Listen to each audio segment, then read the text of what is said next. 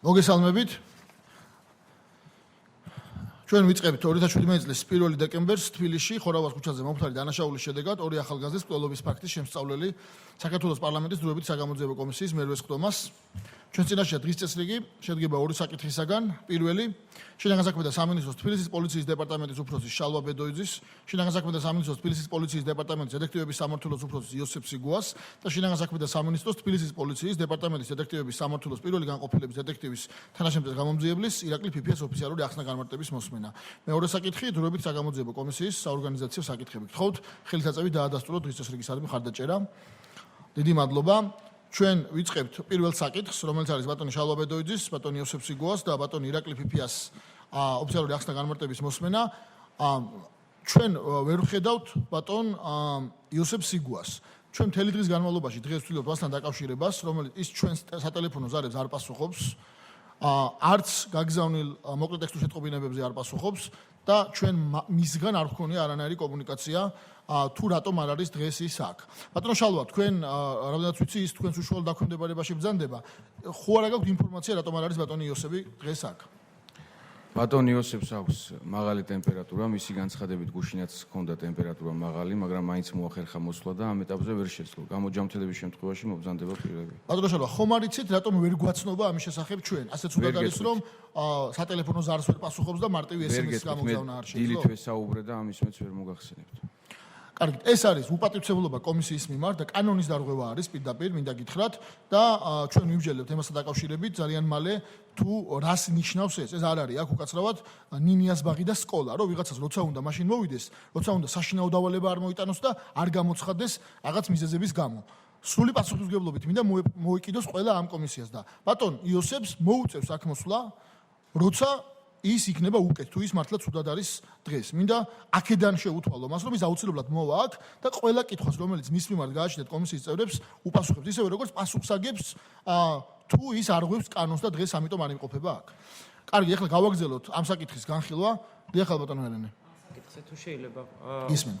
მართლა წარმოუდგენელია, რომ ბედავს ვინმე აქ ესე რაღაცა გადმოცემით არ მოსვლა და ტელეფონის არ აღებას, მით უმეტეს თუ ესაუბრეთ და თქვენ აქ მის უფროსი ბრძანდებით და ასევე პასუხიც უფრო სერიოზული უნდა გაგვცეთ, რას ნიშნავს როგორც ვიცი, დილი დამირეკა, ეს არის უპატივცემულობა კომისიის პირველ რიგში და მეორე კატეგორიულად მოვითხოვ, რომ დღესვე წარმოადგინოს ჯანმრთელობის რაღაც ცნობა, იმიტომ რომ ესე არასერიოზულად ჩვენ არასერიოზულად ნამდვილად ვიღებთ ამ პასუხს. თუმცა ჯანმრთელობის ცნობის წარმოდგენა არ ათავისუფლებს არავის იმის გამო, რომ შეგვატყობინოს და ელემენტარული პატივისცემა გამოიჩინოს საქართველოს პარლამენტის მიმართ.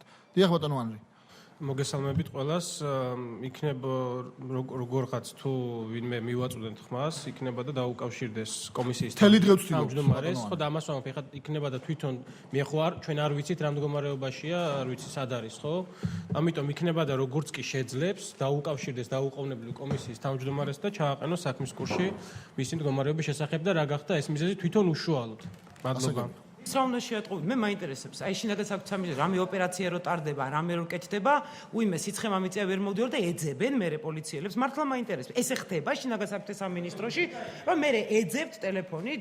არა, საბუთი უნდა წარმოადგინოს სასწრაფოდ დღესვე, წარმოადგინოს საბუთი და სერიოზული პასუხი გაგვცეთ. გადმორეკვა, გადარეკვით არ ხდება ესეთ საკითხები რა.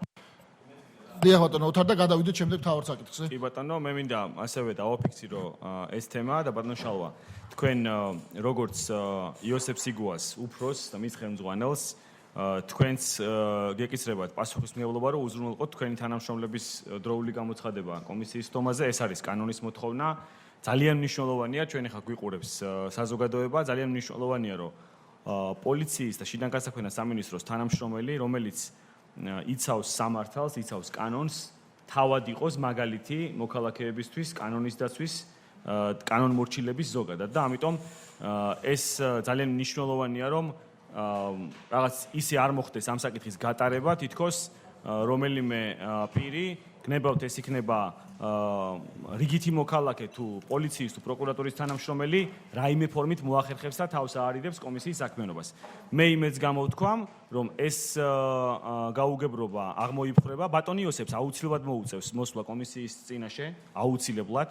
მარტო ჩვენ მას გავესაუბრებით და ყველა კითხვას დაუსვამთ. ჩვენ ვიცით ბატონი კახაბერსირაძისგან განყოფილების უფროსისგან რომ უშუალოდ ბატონ იოსებს ახსენებდა საქმის თაობას და ოპერატიულ თათბირებსაც მისი მონაწილეობით მართავდა, ამიტომ ღირებულია ნებისმიერი პირი, ვინც ამ იერარქიაში ფიგურირებს შინაგან საქმეთა სამინისტროში და მე მეკნება თქვენთან ბატონ შალვა თხოვნა რომ თქვენ დაქვემდებარებაში მყოფი ყველა თანამშრომლის ვისაც კომისია დაიბარებს რომ უზრუნველყოთ მათი გამოცხადება ისევე როგორც უზრუნველყოფთ მათ გამოცხადება სამუშაო პროცესში და არანაკლებ მნიშვნელოვანია ამ კომისიის მუშაობა ვიდრე თქვათ უსაფრთხოების დაცვა რომელიც ასევე ძალიან მნიშვნელოვანი ამოცანაა. რაც შეეხება ავადმყოფობის თემას, ამასაც აქვს თავისი წესი, პროცედურა, ვერაფრით აიხსნება ის რომ ტელეფონს უთიშავს კომისიის თანამშრომელს და მოკლე ტექსტურ შეტყობინებებზეც კი არ პასუხობს, ხო? ეს კომაში ხომ არ არის, ხო? მაღალი ტემპერატურა არ ნიშნავს იმას, რომ SMS-ს არ უპასუხო. ეს არის უპატივცემულობა, რომელზეც რეაგირება ჩვენ აუცილებლად გვექნება, მაგრამ მე ვთვლი, რომ თქვენც უნდა გქონდეთ ამაზე რეაგირება, როგორც მის უშუალო ხელმძღვანელს. მადლობა. მოგახსენებთ ბატონო, თუ მე თავშივე როდესაც კომისიის თავმჯდომარე მიკითხა თუ რატომ არ არის, მოგახსენებთ მისი ავადმყოფობის შესახებ და იქვე დაავძინე, რომ როდესაც ის გამოკეთება, აუცილებლად რა თქმა უნდა წარმოსდგება და მოგცემთ ახსნა განმარტებას და თქვენს კითხვებზე გაგცემთ პასუხს. რაც შეეხება ეხლა რა მდგომარეობაშია და რა დიაგნოზი აქვს, სწორედ ამიტომ მიმართა მან საავადმყოფოს, რამდენადაც ჩემთვის ცნობილია და ის დიაგნოზი თუ რა შის და რა დაავადება აქვს და კონკრეტულად ტემპერატურა აქვს მაღალი და რა დიაგნოზი, რაც თქვენ ბრძანეთ ბატონო, თუ წარმოადგენს შესაბამისად და თქვენთვისაც ცნობილი გახდება და უნებრივია მე იმის თქმა მინდა დავაზუსტებ, რა თქმა უნდა, ჩვენი ყველას ინტერესი არის ის, რომ აქ გამოძახებული პირი იყოს აქვს და კომისიის წინაშე გასცეს ყველა კითხვას პასუხი, რაც იქნება დასწრებული. მადლობა. თქვენ ხო ეთანხმებით იმას, რომ მას შეეძლო ჩვენთვის შეტყობინება რომ არ მოდიოდა და ეს უნდა გაიკეთებინა. უბრალოდ მაინტერესებს თქვენი დამოკიდებულება ამ საქმეში. ვერ უკავშირდები, როდესაც აქ მოვედი, მაინტერესებდა მისი ჯანმრთელობის შესახებ და რომ დაუკავშირდი ტელეფონი გამორთული იყო და რა პროცედურებს გაგიცეთ. 2 წუთის წინ არ გითხარით, თქვენ მე გითხარით, დიახ, დილით ველაპარაკე, ვესაუბრე, მან განმიცხადა, ეს იყო დილის საათებში და როდესაც აქ მოვედი, მინდოდა კიდევ დაუკავშირებოდი და მისი ჯანმრთელობის შესახებ დამატებით მივიღო ინფორმაცია, დიახ. ანუ დილით რო დაუკავშირდით, მაგას გეკითხეთ, დილით ჩვენთვის ეცნობებინა რომ ვერ მოდიოდა. დილით მე ვესაუბრე, დიახ, რომ არ გამოცხადა სამსახურში, ბუნებრივია ვესაუბრე, მოვიკითხე სად იყო და ასეთი პასუხი მივიღე და მოგახსენეთ. დიახ. და არ უთხარით, მაშინ რომ უნდა დაერეკა კომისიისთვის თვითონ. იცით რაშია საქმე, ანუ სად უნდა დარეკოს და როგორ უნდა მოექცეს, როცა ავადარი თვითონ უკეთესად იცის, ხო? კარგი ბატონო შალვა, გასაგებია, მიღებულია თქვენი პასუხები ამ თემასთან დაკავშირებით. მე კიდევ ერთხელ მინდა ხაზი გაუსვა, რომ ბატონ იოსებს აუცილებლად მოუწევს კითხვებზე პასუხის გაცემა. ამ კითხვაზეც და იმ კითხვებზეც, რომელიც კომისიის წევრებს შეიძლება ქონდეთ მისი სამსახურებრივი მდგომარეობიდან და ამ საქმესთან კავშირიდან გამომდინარე. ხალხ ბატონო ხათუნა, დიახ. როგორც ჩანს, მასთან არსებულ კითხვებს დღეს ჩვენ ვერ დავსვამთ. თუ რა თქმა უნდა, მისი ზემდგომი პირი არ არის კომპეტენტური, ასევე რომ ამას გასცეს პასუხი.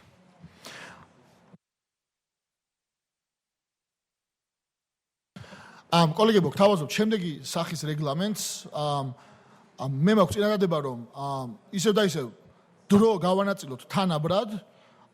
უბრალოდ წინადადება მაქვს, რომ დავიწყო მე თავიდან დაახლოებით 15-20 წუთი მჭირდება რამდენიმე კითხვის დასმა ბატონებთან, შემდეგ გადმოვალ ქართულ ოცნებასთან დაახლოებით საათ ნახევარი, ალბათ საათ და 20 წუთი გექნება თქვენ და შემდეგ გადმოვალ ჩვენს კოლეგებთან და შევეცადოთ, რომ დაახლოებით 3 საათში დავასრულოთ დღევანდელი სხდომა, 2 საათ ნახევარში დავასრულოთ დღევანდელი სხდომა. თუ კიდევ ერთხელ ვამბობ, კითხვები დარჩება პასუხგაუცემელი, ჩვენ რა თქმა უნდა კიდევ შეგვიძლია დავიბაროთ შინაგან საქმეთა სამინისტროს წარმომადგენლები. ბატონო ირაკლი, მე მაქვს თქვენთან კითხვა.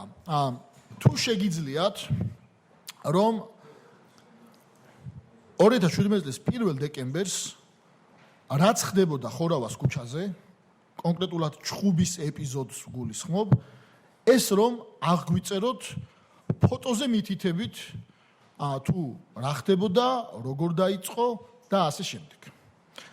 თქვენს უკან გამოჩნდება ეკრანზე ფოტო და გთხოვთ რომ აღწეროთ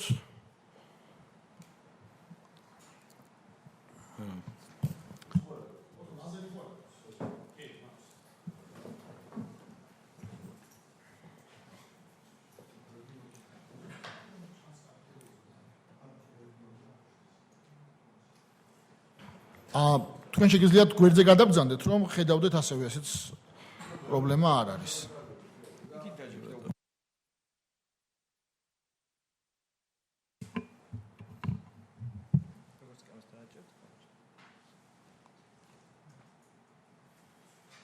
თუ შეიძლება მიკროფონი შეშეუტრიალოთ, თუ თან ისმოდეს მისი საუბარი.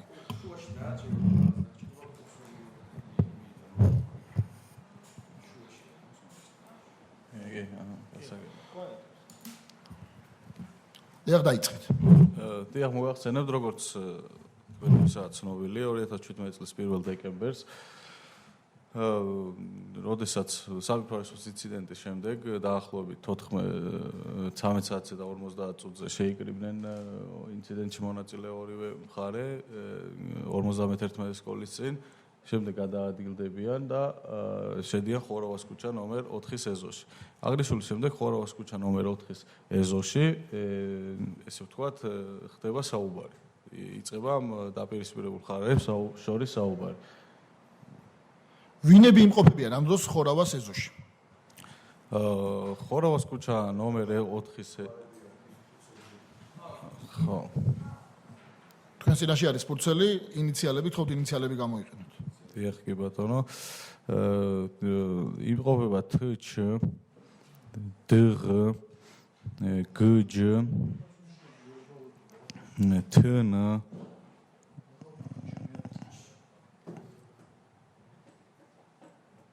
GB. მოგლეთ, აი ესე უფრო იმა დავხსნი რა, რაღაცა რომ კარგი, მაშინ გთხოვთ გვაჩვენოთ ვინ სად იმყოფება ჩხუბის დასაწყისში, მიუთითოთ დაახლოებით მათი მდებარეობა და ინიციალებით გითხრათ ვინ სად არის. ხსენებული ფარდულის მოპირდაპირე მხარეს. სად ზუსტად? ანუ ცოტა სხვა სურათი რომ ვნახოთ. აჰა. ანუ სადღაც აი მანქანის მიმდებარე ტერიტორიაზე ხდება საუბარი. დიახ. მანქანის მარჯვენა საბურავის წინ, ხო, როგორც ვთქვი? ანუ ფარდულის წინ. კეთილი, ვინ დგანან მანდ?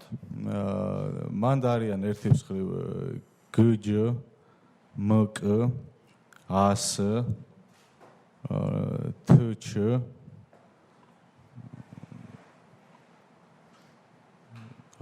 TN. თუ შეიძლება დაახლოებით აგვიღწეროთ, თქვენ გამოიძიეთ ხო ეს საქმე თქვენ გამოძიებელი და თუ შეგიძლიათ რომ აღწეროთ და დათო სარალიძეს ბუნებრივია ხო, ანუ არ გიხსენებიათ. თუ შეიძლება დაახლოებით გვაჩვენოთ, აი მაგ ჩამოთვლილი ახალგაზრდებიდან ვინ სად დგას და რა მიმართულებით იყურება. კიდევ ერთხელ საუბრობ ჩხუბის დაწყების ეპიზოდზე. დიახ, მოგახსენებთ, როგორც თქვენთვის არის ცნობილი, მე ჩვენებებიდან გამომდინარე ვიცი, მოწმობა ჩვენებებიდან გამომდინარე. ანუ მაქსიმალურად შევეცდები რომ გაგიხსნა თქვენს. მოკლედ ესე ვთქვათ, ფარდულიდან ზურგით ფარდულისკენ. დიახ, დგანან MK და GJ. დაახლოებით რო გვაჩვენოთ ეგ ადგილი, სადაც დგანან ისინი ზურგით ფარდულისკენ. ნუ დაახლოებით აი ესეთ ადგილას. ანუ ეს არის დაახლოებით 1 მეტრი, მეტრანახევარი, ალბათ 2 მეტრი მაქსიმუმ ფარდულიდან, ხო, როგორც ხვდები? დიახ. აი ესეთი ადგილი. ზურგით ფარდულისკენ, ხო? კი ბატონო, მათ წინ ვინ დგანან? მათ წინ დგანან DN, DR, ასევე TČ, AS და TN. ასაგებია. და დავით სარალიძე, ხო, კიდევ ერთხელ? და დათო სარალიძე. ანუ კიდევ ერთხელ რო გვაჩვენოთ, დათო სარალიძე სად დგას, როდესაც ჩხუბი იწყება? ნუ როგორც საუბრისდე ფარდული და ხო, მიახლოებით გეკითხეთ, ბუნებრივია ზუსტად ახლა ვერ მე სადღაც მან. ზუსტად მართლა ვერ მოგახსენე. დათო სარალიძე, რაც ჩემთვის არის ცნობილი. თქვენითვისაც არსებული ინფორმაციით, დავით სარალიძე, პირით არის ფარდულისკენ? დიახ. პირით ფარდულისკენ, ზურგით ეზოსკენ. მოგეხსენებათ ეს დინამიური პროცესი არის. ხან პირით ფარდულისკენ არის, ხან გვერდულად დგას. ბუნებრივია, მაგას გულისხმობ, გასაგებია, რომ იქ ერთ ადგილზე არიდნენ და იყო მოძრაობა. მაგრამ ამ დინამიკაშიც პირით ფარდულისკენ არის დათო სარალიძე და ზურგით ფარდულისკენ ასევე მოძრაობაში ბუნებრივია არის GJ, ხო? ასევე ზურგით ფარდულისკენ არის MK-ც, MK-ც. დიახ, ნუ დაახლოებით. როგორ იწყება ჩხუბი თუ შეგიძლია რო აგვიღწეროთ? მოკლედ, როგორც მოწმეთა ჩვენებებით ირკვევა, ესე ვთქვათ, ამ ორ დაპირისპირებულ არასრულწლოვნებს შორის მიდის საუბარი საფიფარესოს ინციდენტთან დაკავშირებით. ნუ თანხმდებიან გარკვეულ დეტალებზე. აქ საინტერესო ადამიანი არის, ესე ვთქვათ, მათ შორის თნ, რომელიც იცნობს ორივე მხარეს და ცდილობს, რომ დაარეგულიროს ეს კონფლიქტი, რომ ისიც მათ შორის იმყოფება, ხო? დიალოგი, მე ვახსენე თნ, ცდილობს თნ, რომ არ მოხდეს ჩხუბი და მიყავს საუბარი შერიგებისკენ. ნუ როგორც ჩვენებებით ირკვევა, ორივე დაპირისპირებული მხარე თანხმდებიან, ხდება ამ კონფლიქტის ამოწურვა, რა დროსაც ხდება სიტყვიერი შელაპარაკება გჯ-სა და დათო სარალიძეს შორის. ნუ რატო რატო ნერვიულობდა, რას ნიშნავს ეს ნერვიულობა და ასე შემდეგ გავს საკითხებზე. აღნიშნული შემდეგ, ნუ რამოდენიმე ჩვენება, მოგეხსენება თქვენს გასნობილი ხარ ამ ჩვენებებს, ამ სიტყვიერი დაპირისპირება, ესე ვთქვათ, გადაიზარდა ფიზიკურ დაპირისპირებაში. გჯ შეაგინა ის დათო სარალიძეს, რის შემდეგაც იწყება ფიზიკური დაპირისპირება. ანუ ერთ წუთით რო შევჩერდეთ, ისე იგივე ადგილზე ხდება ეს ყველაფერი, ნახოთ 1-2 მეტრის მოშორებით ხო, დიახ, მოგეხსენებათ ხა ეს დინამიური პროცესი გავიგე და ამ დროს თქვენაბოთ ხდება მათ შორის შელაპარაკება, რის შემდეგაც იწყება ჩხუბი. ანუ თქვენაბოთ ამის შემდეგ დათო სარალიძე და გჯ იწყებენ ერთმანეთში ჩხუბს. აი ეს ეპიზოდი თუ შეიძლება რომ აგვიხსენოთ, როგორ ხდება ჩხუბის დაწყება მათ შორის. ანუ შელაპარაკებას კი არ გულისხმობ, რომელიც წინ უძღოდა, აი ჩხუბის დაწყება და შემდეგ როგორ აღმოჩნდნენ ეს ბიჭები ფარდულში და ვინ აღმოჩნდნენ ფარდულში. მოკლედ კიდე ერთხელ მოგახსენებთ, რომ ეს მე ჩვენებებიდან გამომდინარე ვიცი და მაქსიმალურად შევეცდები. უნებრივია ჩვენებებიდან გამომდინარე, რა თქმა უნდა. მაქსიმალურად შევეცდები, რომ აგიხსნათ. ხო, ასე გისმენთ. უბრალოდ ანუ იმ ლოგიკით ვიძახი მე პროცესებზე ისინი ინსტანციურად დაიკითხენ მე მას არ გავხსენებივარ მაგრამ არ მინდა მე გამომდინარე მაქსიმალურად შევეცდები გამოძიება აწარმოეთ გამოძიების შედეგად მიიღეთ ჩვენებები ჩაატარეთ დაკითხვები კონკრეტული საგამოძიებო ღონისძიებები და ნაწილი არ ჩაატარეთ ამაზე მე გვექნება რაც ჩაატარეთ აქედან მე რაღაც ვერსია მიიღეთ ხო და მათ შორის ამ ვერსიის საფუძველზე მე იქნება ბრალი წაყენებული კონკრეტული ადამიანის ამას ეკითხები აი ეს ვერსია რა არის ანუ შემდეგ რა მოხდა მოკლედ ასეთი ჩვენებების მიხედვით ირკვევა რომ მოკლედ გაიწინენ ესე რომ ვთქვათ უხეშად გჯ და დათო სარალიძე ერთმანეთის მიმართულებით დღ იძახის დღ ამბობს მოწმე დღ რომ ნუ ამ შემდეგ ჯანაშიას ის უკაცრავად გჯს პირველად დავარტყი ხელი დათო სარალიძე ეჯახება გჯს ნუ ჩვენებებს რაღაცა რაგბის დაჯახების ილეთის მსგავსად ნუ ამ ჩხუბის პროცესში გჯ და დათო სარალიძე აღმოჩნდებიან სწორედ ზემოხსენებულ ფარდულში ამ დროს გჯ არის ესე როგორ გითხრათ როგორც გონდათ თავდაპირველად მდგომარეობა იგივე მდგომარეობით ანუ დათო სარალიძე დიახ ზურგით ფარდულისკენ დათო სარალიძე არის პირით მისკენ ანუ გჯ არის ზურგით ფარდულისკენ დათო სარალიძე არის პირით მისკენ შემდეგ ასევე როგორც მოგეხსენებათ ამ ინციდენტში მონაწილეობდა ბევრი არასრულოვანი გმ გბ და ასევე სხვა პირი. მაგაცე გადავალ. აი ეს მომენტი მაინტერესებს ახლა, როდესაც დაეტაკა შევარდნენ ფარდულში, ხო? იქ მყოფი დანარჩენი პირებიდან კიდევ ვინ აღმოჩნდა მყისიერად ფარდულში? ან ეგრევე ვინ შეყვნენ? მკ და დღ. ანუ, როდესაც დათო სარალიძე დაეტაკა გჯს, თქვენი ვერსიით, რაც ჩვენებებიდან არის მიღებული, ესე იგი შეაგდო ფარდულში და მას შეყვნენ დღ, რომელიც დათო სარალიძის მხარე არის და მკ, რომელიც არის გჯს მხარე, ხო? ამავე ფარდულში, ნუ მოგეხსენებათ ეს ყველაფერი არის დინამიური პროცესი ეს ჩხუბი და სულ გრძელდება დაახლოებით, როგორც ჩვენებებით ირკვევა, დაახლოებით 30-40 წამი. დიახ. დიახ, ამავე ფარდულში ფიქსირდებიან ასევე ჩვენებების მიხედვით გბ და გმ. კარგით, მანდ ერთ წამით შევჩერდები. გბ და გმ ფარდულში რო ფიქსირდებიან, ჩხუბის დაწყებისას ისინიც იქ იმყოფებიან? ანუ ჩხუბის დაწყების დროს უშუალოდ ამ საუბრის დროს, როგორც ჩვენებებით ირკვევა, დგანან ოდნავ უკან. თუ შეიძლება გვაჩვენეთ სად დგანან ოდნავ უკან? ნუ რამოდენიმე მეტრის მოშორებით აი დაახლოებით რა ადგილზეა საუბარი რომელი მიმართულებით სად რო ვიცოდე აქეთ ამ არკის შემოსასვლელი ანუ დაახლოებით 8-9 მეტრი 7-8 მეტრია ასე გვაქვს ჩვენ გაზომილი დაახლოებით 8-9 მეტრი არკასთან დგანან ეს ხალხი გაცრავად რაღაცა გმ და გბ მათ შორის დგანან არკასთან ანუ როდესაც ისინი ხედავენ რომ ჩხუბი იწყება თქვენებოთ რომ მეერე ჩვენებებით ფიქსირდებიან ასევე ფარდულშიც ხომ დიახ ანუ როცა რო აუხსნა როცა იწყება ეს ჩხუბი, ანუ ჩხუბს ხო წინ უძღვის გინება, ეს დაპირიფი ჯერ სიტყვიერი, მერე ფიზიკური დაპირისპირება და უკვე გროვდებიან. მოდიან ეს პირები, ესე ვთქვათ, მოშორებით გარი პირები მოდიან ამ პირებთან, ვინც არიან მოჩხუბრები და ვინც არიან ცენტრში ამ ჩხუბის. ასე იგი, ამის შემდეგ ფარდულში რა ხდება თქვენი ვერსიით, გამოძიების შედეგად ამიღებული ვერსიით?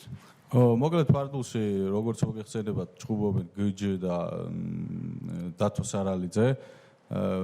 როგორც ჩვენებებით ირკვევა, მე რა თქმა უნდა ვიტყვი იმას, რაც ჩვენებებით ირკვევა სასამართლოსგან განაჩენს და იმისგან დამოუკიდებლად. უნებრივია თქვენი გამოძიების ვერსიაზე მოხდა. დიახ, ფარდულში შედის გბ, რომელიც რამოდენიმეჯერ ჭრილობას აყენებს ds-ს. ასევე დათო სარალიძეს ჭრილობას აყენებს, რამოდენიმე ჭრილობას აყენებს გჯ. ამავე ფარდულში როგორც მოგეხსენებათ ფიქსირდებიან დღ და გმ, ასევე მკ. მკ თავის ჩვენებებში ამბობს, რომ ის ცდილობს თავის მეგობრის გჯ-ს დახმარებას, რომ რა ქვია, ვინაიდან ეს დათო სარალიძე არის ფიზიკურად ძლიერი, რომ მოარიდოს თავის მეგობარი გჯ, ამ ინციდენტს ურტყავს ხელს დათო სარალიძეს. ასევე გბ აფიქსირებს, რომ მან მოკაჩა რა ქვია დათო სარალიძე, რა დროსაც უკანა მხარეს იგზნო ტკივილი. დაახლოებით ასეთი მოცემულობა. აღნიშნული შემდეგ გბ ხედავს. დიახ. გთხოვთ გააგრძელეთ რა ძალიან გთხოვთ. ეს ბოლო მომენტი რო გაიმეორეთ, ანუ თქვენ ამბობთ, რომ გმ. დიახ, გმ. იგზნოთ ტკივილი. გმ არასრულოვანი გმ ამბობს, რომ იგი შევიდა ფარდულში, მას წინ გადაიღობა უცხობიჭი, მაგრამ ცდილობს ds-ს მოკაჩვას. გასაგებია. რა დროსაც უკან იგზნო ტკივილი ზურგის არეში. უკან იგზნო ზურგის არეში ტკივილი. ამავდროულად როგორც მოგეხსენებათ, ანუ სამ ლოკაციაზე მიმდინარეობს კიდე არა, მარტო ფარდულის ლოკაციაზე მაქვს ეხლა კითხვები ამზე. კი, ამის შემდეგ რა ხდება? ბოლო მოკლედ ამ რაც მოგახსენეთ, ეს ყოველივე არის დინამიური პროცესი, პროცესი ტრიალდებია, არის ჩვენებებში მოცემული. რის შემდეგაც ერთ-ერთი ყვირის რო გავიქეცით, გარბიან ეს ზემოთხსენებული 6 პირი, ჩვენთვის ცნობილია გჯ და მისი მეგობრები, გამოდის დაჭრილი დათო სალარიძე, რომელიც არის ცუდად, რამოდენიმე მეტრი გაიარა, წაიქცა როგორც ჩვენთვის არის ცნობილი, დღ მას სხვა პირებთან ერთად გადაუჭირა ქამარი რო არ დაიცალოს სისხლისგან და მე გასაგებია, დანარჩენი ვიცით. ანუ ეხლა თქვენ რაც მოყევით, ეს ვერსია თქვენ ამბობთ, ეს დასტურდება ჩვენებებით, ხო? რომელიც პირველ ორში და შემდეგ იქნა მიღებული. ეს ჩვენებები სავარაუდოდ არის მაგალითად გმ-ს ჩვენება, როგორც მესმის 1 და 2 დეკემბერს აღებული. ეს არის მაგალითად ჩვენება, რომელიც მკ-მ მიცა 2 დეკემბერს. ეს არის სდ-ს ჩვენება, გ-ის ჩვენება. თქვენაც ახლა აღწერეთ, მათგან გამომდინარეობს ეს დეტალები, ხო? ერთი რაღაც კითხვა მაქვს. ანუ მთელი ამ პერიოდის განმავლობაში ეს ეპიზოდი ეპიცენტრი ამ ჩხუბის არის ფარდულში. ხო, სხვაგან კიდე სხვა ჩხუბები მიდის, მაგრამ ესენი არიან ფარდულში. ანუ იმ ადგილიდან, საიდანაც ჩხუბი დაიწყო, ფარდულამდე არის დაახლოებით 1-2 მეტრი. ხო არ მეშლება, ხო სწორია? დაახლოებით 1-2 მეტრი არის. ანუ აი მაგალითად რო გითხრათ, ამ ჩვენებებიდანაც გამომდინარეობს თქვენ რას თქვით და ამიტომ გეთანხმებით ნამდვილად რომ ჩვენებებიდან ეს ვერსია ნამდვილად იგება. მე შემიძლია დეტალებიც ამოვიკითხო, მაგრამ თქვენ ციცით და ამიტომ არავის აღარ შევაწყენ თავს. ანუ აი ხლა მე რო ვთქვა და ჩემ კოლეგებს უთხრა რომ აი მაგალითად ამ ჩხუბის დროს აი მაგალითი რომ მოგიყვანოთ რა რომ აი მაგალითად MK იმყოფებოდა 10 მეტრში ფარდულიდან. ანუ მე მოვიტყუები, ხო? თქვენ და ჩვენებებიც იქიდან გამომდინარე. არასწორი იქნება თუ სწორი იქნება. ანუ ვერ მივხვდი უკვე. აი ხლა მე რო ვთქვა რომ თქვენაც მოყევით, ეს არის რომ ფარდულის წინ დაიწყო ჩხუბი და ეს ყველაფერი მიდის მერე ფარდულის მიმართულებით, შემდეგ იქნება ჩხუბი და შემდეგ იშლებიან, ხო? აი ხლა მე რო დავიწყო მტკიცება, აი ხლა უთხრა ჩემ კოლეგებს, მათ შორის კითხვა რო განვავითარეს, რომ მაგალითად გჯ იყო 10 მეტრის მოშორებით ფარდულისგან. ეს არ იქნება, მცდარი იქნება, ხო? ხოტყუილი იქნება. მცდარი იქნება, ხო? კარგი. MK რო თქვა რომ არის 10 მეტრის მოშორებით, ეს მცდარი იქნება? 10 მეტრის მოშორებით ეს ვერ უნდა იყოს. გასაგებია. თუ შეიძლება ყურადღებით მოусმინოთ, კოლეგებო, თქვენს ხედავთ, თქვენს ბატონო ირაკლი და თქვენს ბატონო შალვა, თუ შეიძლება ერთი წუთით ვიდეოს მივაპყროთ თქვენს ყურადღებას.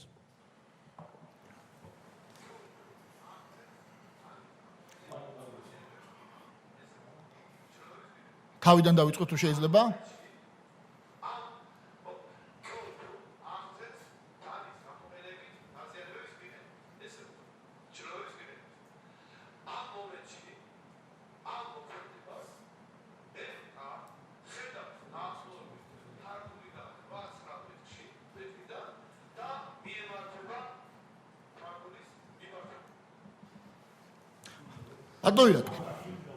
ეს რაც ახლა თქვენ მოისმინეთ, შეესაბამება სიმართლეს? კი ან არა, გთხოვთ მიპასუხოთ. კი ან არა, შეესაბამება თუ არა სიმართლეს რაც თქვენ ახლა მოისმინეთ? სავარაუდოდ პროკურორი ყვება პროცესზე დაკითხული მოწმეებისგან მიღებული ინფორმაციას შესაბამისად. მე არ გეკითხებით რას ყვება პროკურორი.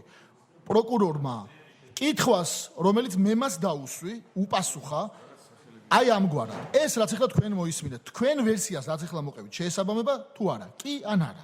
მე არ ვიცი პროცესზე ვინ რა ჩვენება პროცესი არა, არის დახურული და არ ვიცი. ბატონო ირაკლი, ვერ გაიგეთ ჩემი კითხვა? ბატონო ირაკლი. არ გეუბნებით პროცესზე რაზე იყო საუბარი. ეს არის ვერსია, რომელიც პროკურატურის წარმომადგენელმა, საქმის პროკურორმა, საპროცესო ზედამხედველმა ამ საქმის აქ მოგვიყვა ჩვენ. ეს ხდებოდაო. თქვენ იყავით გამომძიებელი, ხო? თქვენ გამოიძიეთ ეს საქმე. თქვენი გამოძიების ვერსიის მიხედვით, რაც ახლა მოისმინეთ, ეს სწორია თუ მცდარია? მარტივი პასუხი მინდა თქვენგან. ასე ხდებოდა თუ არა? მოგახსენებთ ბატონო თავმჯდომარე, მე არ ვიცი, ძალიან მოკლე მონაკვეთს უყურე და კიდევ ერთხელ მოვუსმინეთ ძალიან თვალყურად. არა, აქ არის საუბარი იმ ეპიზოდზე, როდესაც ხდება დათო სარალიძის დაჭრა ფარდულში. ხოთ მოვუსმინოთ თავიდან.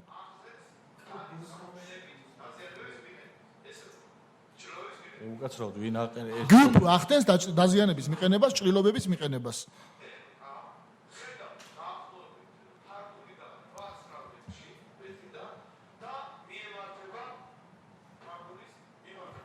ანუ მე აგიხსნით ახლა რაზეა საუბარი. პროკურორი ფაკაძე ამბობს ესეთ რაღაცას. როდესაც ხდებოდა დათო სარალიძის დაჭრა, მას პირველი ჭრილობები მიაყენა გბ, რომელიც სხვადასხვა თქვენ ახლა ბრძანეთო ჩვენებებიდანაც ჩანსო, რომ ჩხუბის დასაწყისში იმყოფებოდა 8-9-10 მეტრის მოშორებით არკასთან. ამას მართლაც ადასტურებენ ჩვენებებით. პროკურორი ფაკაძე აქ ავითარებდა ვერსიას, რომ ჯერ გბ-მ მიაყენა მას ჭრილობები, მკ-მ ამ ჭრილობების მიყენება დაინახა 8-9 მეტრის მოშორებით ფარდულიდან და შემდეგ გაემართა ფარდულისკენ, როდესაც ასე თქვა დაესხა მე თავს დათო სარალიძეს, მას აყენებდა ხელებით დარტყმებს და ამავდროულად ხედავდა გჯის მიერ მისთვის ჭრილობების მიყენებას. სურათს თუ შეიძლება კიდევ ერთხელ შეხედეთ. ეხლა ვიდეოს არა, სურათს. თქო სურათი აჩვენოთ ეკრანზე. ამ სურათზე 8-9 მეტრი იცით სად არის, ბატონო ირაკლი? 8-9 მეტრი ამ სურათზე არის მარჯვენა უკიდურეს კედელთან. თქვენ რა ადგილიც ნახეთ, გვაჩვენეთ, სადაც დაიწყო ჩხუბი, ეს არის ფარდულიდან 1 მეტრის მოშორებით. თქვენს მიერ განვითარებული ვერსია, რომელიც კიდევ ერთხელ ვამბობ, დასტურდება მთელი რიგი ჩვენებები, დაახლოებით 10-მდე ჩვენება, რომელიც ახლა მე მაქვს წინ. სწორედ იმ ვერსიას ამტკიცებს, რომელიც თქვენ ბრძანეთ. ამიტომ კიდევ ერთხელ გთხოვთ პირდაპირ გამცეთ პასუხი ამ კითხვაზე. ვერსია, რომელიც თქვენ ახლა მოისმინეთ პროკურორი ფაკაძისგან. მცდარია თუ არა? მოგახსენებთ ეს პირდაპირ ერთი სიტყვით რა თქმა უნდა ვერ გიპასუხებთ. არა, ერთი სიტყვით უნდა მიპასუხოთ, რაც ახლა მოვისმინეთ, არის მცდარი თუ არა?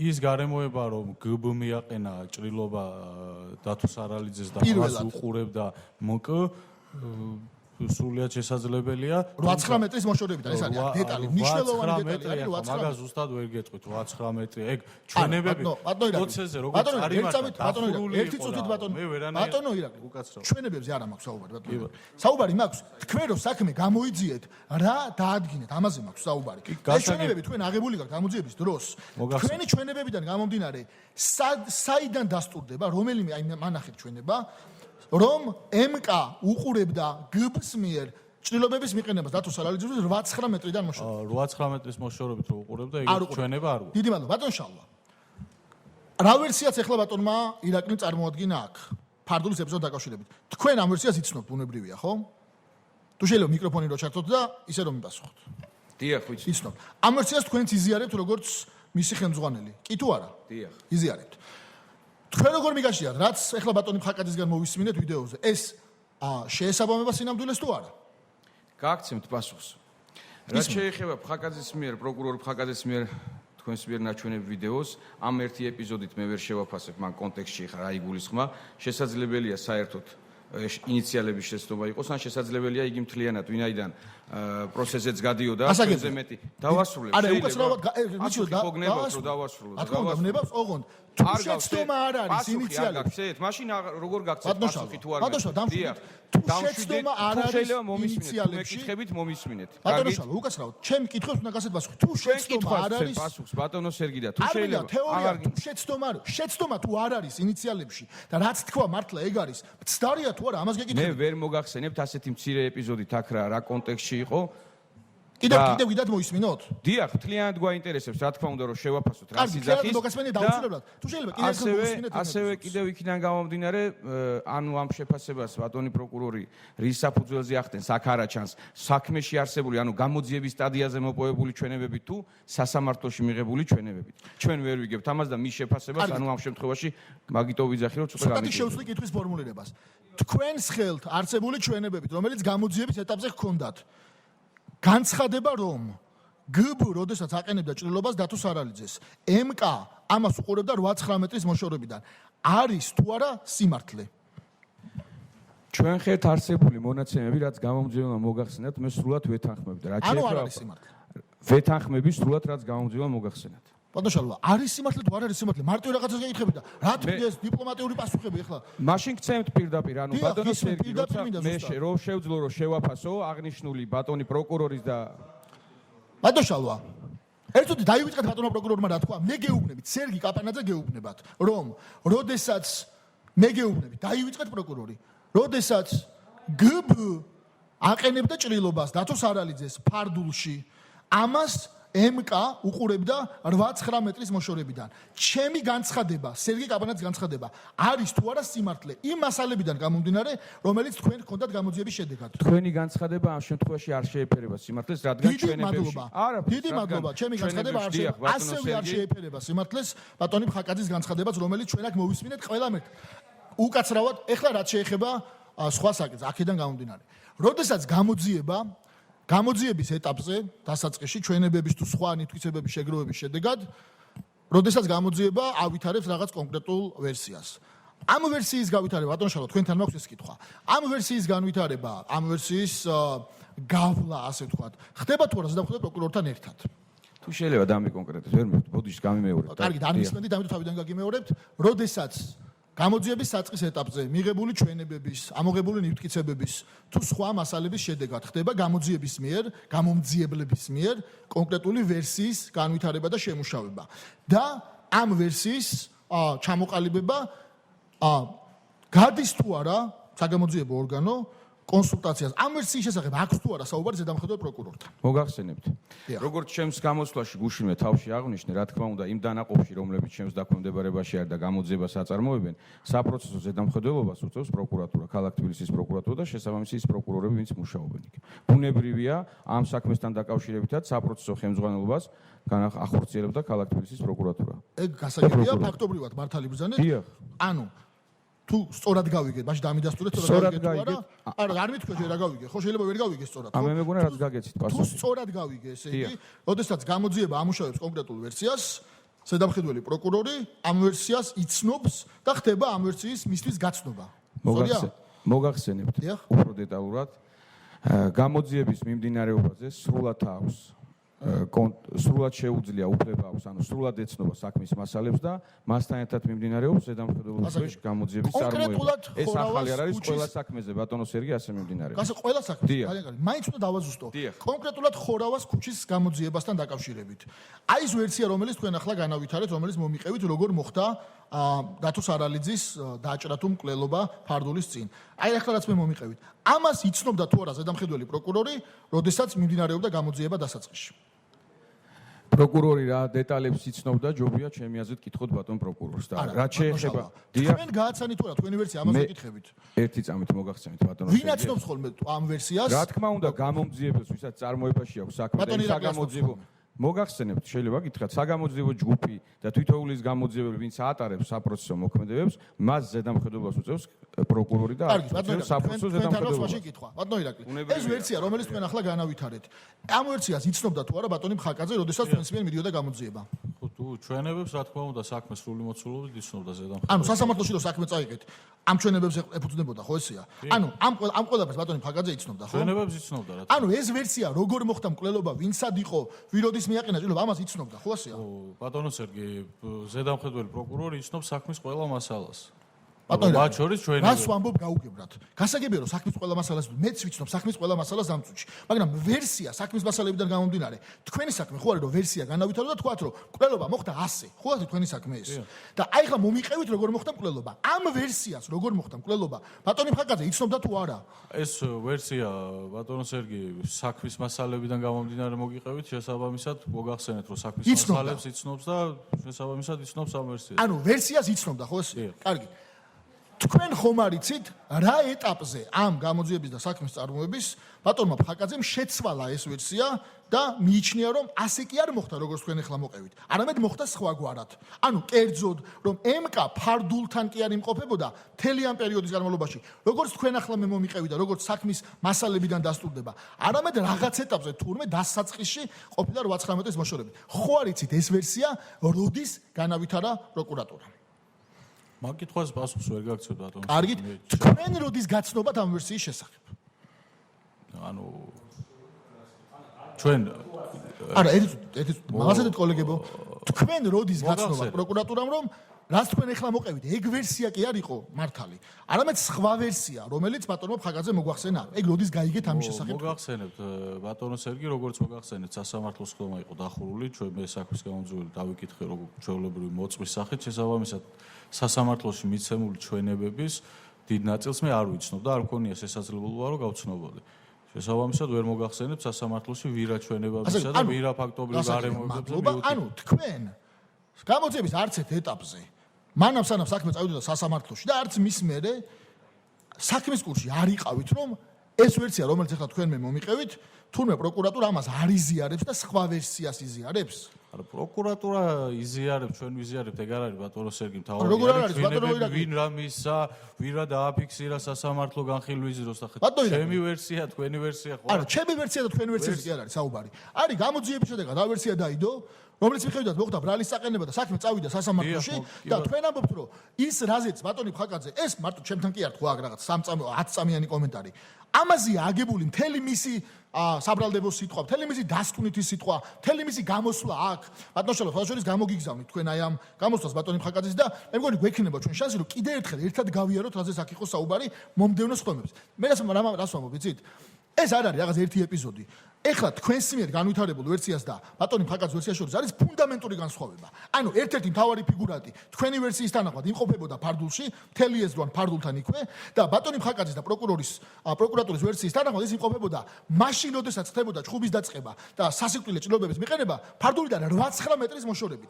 ეს მარტივი ფარდულისგან 8-9 მეტრის მოშორებით ანუ არ გქონდა. ეს მარტივი განსხვავება კი არ არის, ვის რა ფერის ქურთუკი ეცვა და ვის რა ფერის რამ სიგზებ ჭხილები ქონდა. ამაზე კი არა საუბარი. უმნიშვნელოვანეს რამეზეა საუბარი. ანუ ეხლა რომ დავასრულო, კიდე ერთხელ. თქვენ ამ ვერსიის შესახებ პროკურატურის არ იცოდით. ხო, სწორად გავიქე. მოგახსენებთ ბატონო სერგი, მე არ ვიცნობ სასამართლოში მიცემული ჩვენებების შინაარსს. ანუ არ იცოდით. დიდი მადლობა გასაგებია. არც ბატონმა შალვამ არ იცოდა, როგორც გავიგე. როგორც მოგეხსენებათ 31 თვე საქმე გადაეგზავნა ცენტრალურ კრიმინალურ პოლიციის დეპარტამენტს და მოკლებული ვიყავი შესაძლებლობას, რომ განაჩენის გამოცხადების შემდეგ გამომეთხოვა არსებული მასალებით გამოძიების დროს ეს ვერსია არ დასტურდება არაფრით, ამას მე მგონი. კეთილი, დიდი მადლობა. მე მეტი კითხვები არ მაქვს. შეგვიძლია გავაგრძელოთ ჩვენი კოლეგების მხრიდან დაკითხვა. ბატონო მამუკა.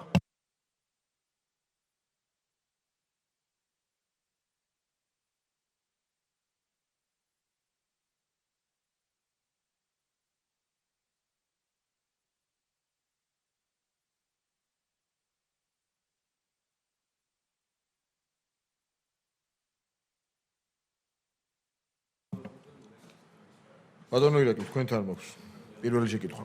უბრალოდ პირველი არ არის გუშინ დავიწყეთ. და რაც დამრჩა იმას გითხავთ დღეს. თქვენ რა ვერსიას მოყევით, აქედან დავიწყებ. ამ ვერსიის მიხედვით ფარდულში იმ რამდენიმე წამში, როცა ყველაფერი მოხდა, იმყოფებოდა გმ-ც და მისივე ჩვენებით. პირველივე დღეს ცნობილი იყო თქვენთვის საქმის წარმოებელი გამომძიებლისათვის რომ გმ-მ დაზიანება მიიღო ზუგის არხში. იგრძნო ტკივილი, როდესაც ის ცდილობდა რომ მოეკაჩას არავითარ და მოეშორებინა თუ რასაც ცდილობდა. ეგ მეორე საკითხია, თავის ჩვენებს გასიამოს ყოველ შემთხვევაში. თქვენთვის როგორ არის ცნობილი მიმართა თუ არა იმან რომელიმე სამედიცინო დაწესებულებას და ნებისმიერ შემთხვევაში მიმართა თუ არ მიმართა ამ დროს გამოძიების ვალდებულება დანიშნოს სასამართლო სამედიცინო ექსპერტიზა რომელიც დაინიშნა საკმაოდ გვიან ამის მიზეზი თუ შეგიძლიათ ვკითხრათ მოგახსენებთ როგორც თქვენ აღნიშნეთ და როგორც წეგან ვისაუბრე გმ-მ ამ ფარდულში ყოფნის დროს იგრძნო ტკივილი და როგორც მოგაიგვა მას ჯანმრთელობა ჰქონდა დაზიანებული კერძოდ მისი განმარტებით რაღაც უკანა მხარეს ჰქონდა ჭრილობის გავსი დაზიანება როგორც მან აღნიშნა არ მიუმართავს საექსპერტო სამედიცინო დაწესებულებისთვის და არსებობდა სამედიცინო ისტორია რაც შეეხება ექსპერტიზის დანიშნვის საკითხს რა თქმა უნდა მას დაენიშნა სასამართლო სამედიცინო ექსპერტიზა რათა გარკვეულიყო ამ მიყენებული დაზიანების ხარისხი ასევე ხანდაზმულობა რაც შეეხება გვიან დაკითხვის გვიან დაინიშნა მაგას მეგარი თავარ დანარჩენი ვიცი მოგახსენებთ მეთოდურად ყველა კითხვაზე გაქცევთ ყველა დეტალზე გაქცევთ პასუხს გმ როდესაც იკითხება პოლიციის ადმინისტრაციულ შენობაში ეგ არის თუ 2 დეკემბერი არასამუშაო დღე არის და შესაბამის საექსპერტო დაწესებულებაში მიყვანა ვერ ხორციელდება აღნიშნული შემდეგ როგორც მოგეხსენებათ მკვლელობის ბრალდებით დაკავებული იქნა 2 პირი ასევე პასუხისგებაში იქნა 5 პირი მიცემული შეუტყობინებული დაფარვის ბრალდებით აქედან 3 პატიმარია 2 ესე ვთქვათ 2 ბრალდებული ვინაიდან ტარდებოდა მოცემულ საქმეზე გადაუდებელი საგამოძიებო მოქმედებები რომლების მიმართული იყო უშუალოდ მკვლელობის ჩამდენ პირთა ხილებისა და მათ მიერ ჩადენილი დანაშაულზე მტკიცებულობების მოპოვების გამო აღნიშნულის გამო მოხდა მისი წარდგენა ასევე დიახ მოგახსენებთ 12 დეკემბერს არის იგი საექსპერტო დაწესებულებაში მიყვანილი ასევე არის ესეთი რამოდენიმე ეს ობიექტური გარემოებებმა გამოიწვია კერძოდ რამოდენიმე დღე დავკარგეთ ჩვენ იმის გამო მოგეხსენებათ იგი არის არასრულწლოვანი შესაბამისად მასთან ჩატარებულ ნებისმიერ საგამოძიებო მოქმედებას ასევე რა თქმა უნდა ექსპერტიზას წარდგენას ჭირდება კანონიერი წარმომადგენელი კანონიერი და ასევე მას ყავდა ადვოკატი და კანონიერი წარმომადგენლის და ადვოკატის მოუწოდების გამო რამოდენიმე დღე კანონიერი წარმომადგენლის მოუწოდების გამო ვინაიდან ვერ მოხერხდა კანონიერი წარმომადგენელი ანუ რა თქვენ უკავშირდებოდით და კანონიერი წარმომადგენელი გეუბნებოდათ რომ ვერ მოვალ და ვერ ჩაატარეთ მე რამოდენიმე ობიექტური გარემოება გიხსენეთ არა აკვე ზღუნიდების ვადები გავიგე ყველაფერი 48 + 24 72 ჩაიარა კი უბრალოდ ითხოვა ამ ადამიანმა აპელაციაში იყო გასაჩივრებელი მართლა არ მახსოვს 2 დღეზეა საუბარი ითხოვა რომ 2 დღე არ ეცლებოდა და გთხოვა რომ ეს 2 დღის მერე მომხდარიყო წარდგენა ამ არასრულწლოვანი საექსპერტო დაწესებულებაში და ახლა არასრულწლოვანს კანონიერი წარმომადგენლის გარეშე ნამდვილად ვერ წარმოვადგენ აღნიშნულ შეგიძლიათ კითხოთ და რაც შეეხება გასაგებია თქვენი კითხვა ბატონო მამუკა და მინდა რომ ბოლომდე ამ თემაზე რომ გავშალოს თქვათ ეს თემა. როდესაც ჩვენ საუბრობთ რომ არასრულწლოვანი გმ დაგვიანებით იქნა ექსპერტიზაზე გადაყვანილი, ჩვენ რა თქმა უნდა განსაზღვროთ რა შეიძლება დაზიანებულიყო ამით რომ გვიან იქნა მიყვანილ დაზიანდა თუ არა რაიმე.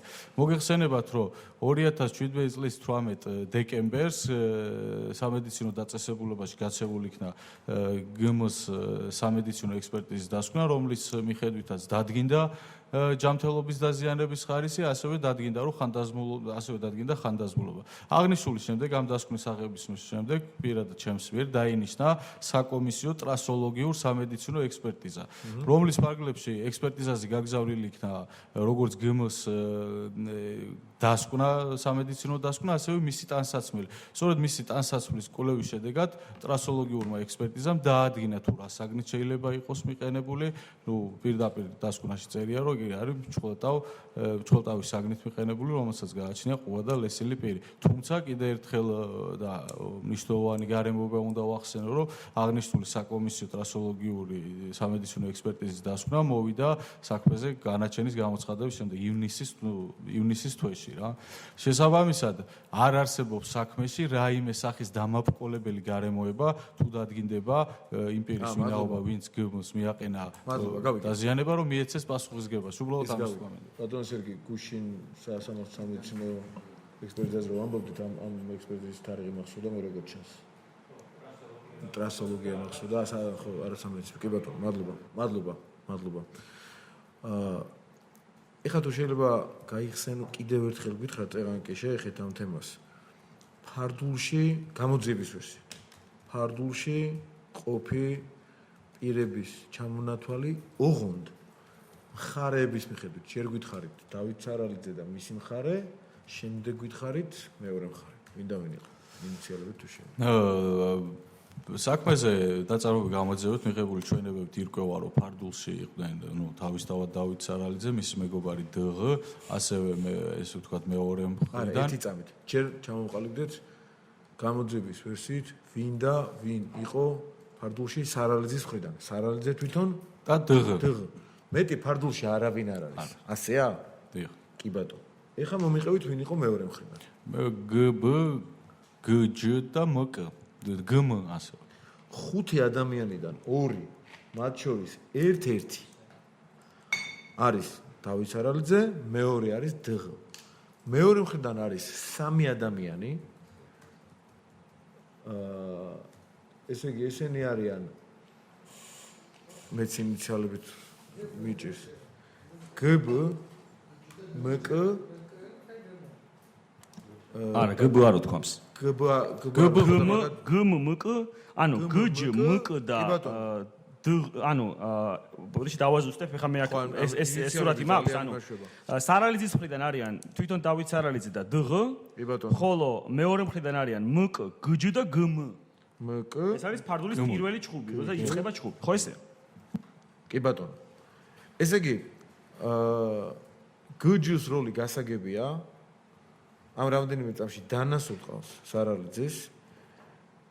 გმ ამბობს რომ ხაჩავდა რომ მოეშორებინა და ზუგში იქნო ტკივილი და მკ ამბობს რომ საყელოზე ხაჩავდა ისიც და ხელს ურტყავდა სარალიძეს. მეტი ადამიანი თქვენ როგორ იცით ფარდულში ფიქსირდება თუ არა? გამოწეღან თქვით რომ გჯ შევიდა ამ დროს დანა დაარტყა, გჯ-ს როლიც გავიგე, მეოთხე კიდევ გბ კიდევ ვინ ხო არ ფიქსირდება რომელიმე ერთი ადამიანი მაინც ფარდულში ამ მონაკვეთში. სხვა ადამიანი ყოველ შემთხვევაში ფარდულ შიგნით არ ფიქსირდება. ფარდულ შიგნით სხვა ადამიანი არ ანუ თავიდან ეს 3-ია, გჯ ემატება თქვენი ვერსიით, რომელმაც გბ ბოდიში გჯ-ს მეორებ დანედა. გბ ემატება, რომელმაც დანა დაარტყა და გავიდა ფარდულ და მეტი ადამიანი არ არის. მაქსიმუმ 6, თავიდან იყო 5. რადგან სარალიძე და დღ ერთი მხარეა და გმ-ს აქვს მიყენებული დაზიანება. დიახ. თქვენი ვერსიით რატომ არ დაიწყო ამ მიმართულებით მუშაობა, რომ დაზიანება ყველაზე მაღალი ალბათობით, ეს შეიძლება რაღაც სტანდარტს არ აკმაყოფილებდა და გასაგებია, მაგრამ ყველაზე მაღალი ალბათობით შესაძლებელია ქონდა მიყენებული დღ-ს.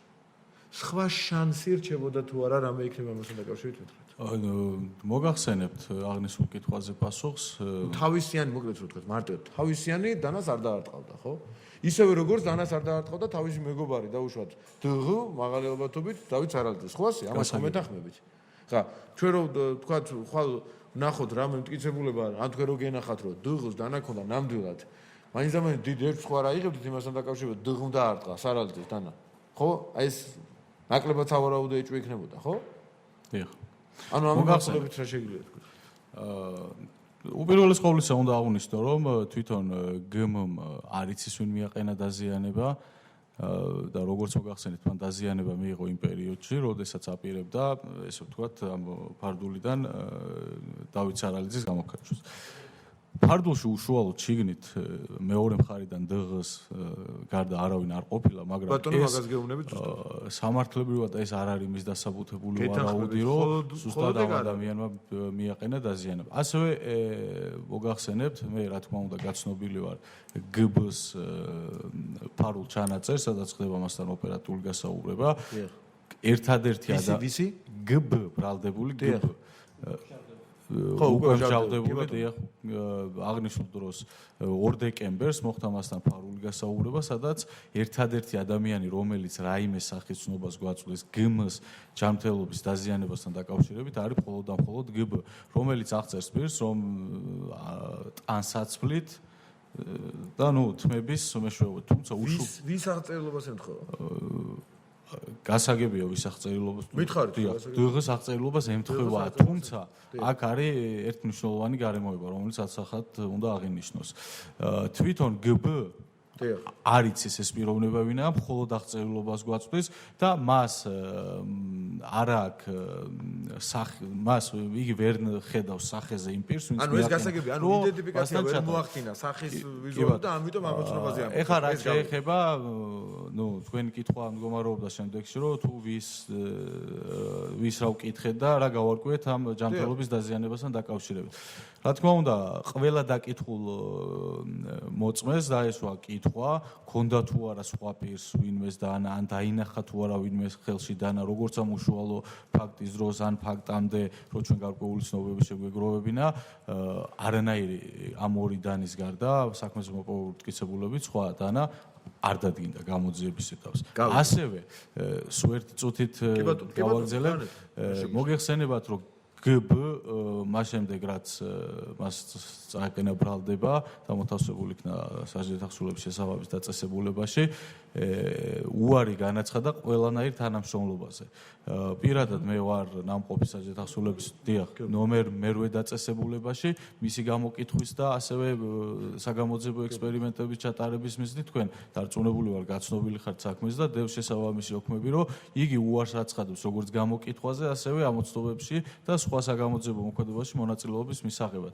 როგორც აღვნიშნე, ერთადერთი პირი, რომელიც გმ-ს ჯანმრთელობის დაზიანებაზე გვაწვდიდა ინფორმაციას იყო გბ, რომლისგანაც ვერანაირი ცნობის მიღება, ვერანაირი დამატებით ინფორმაციის მიღება ვერ მოხერხდა. გავიგე ბატონო ირაკლი.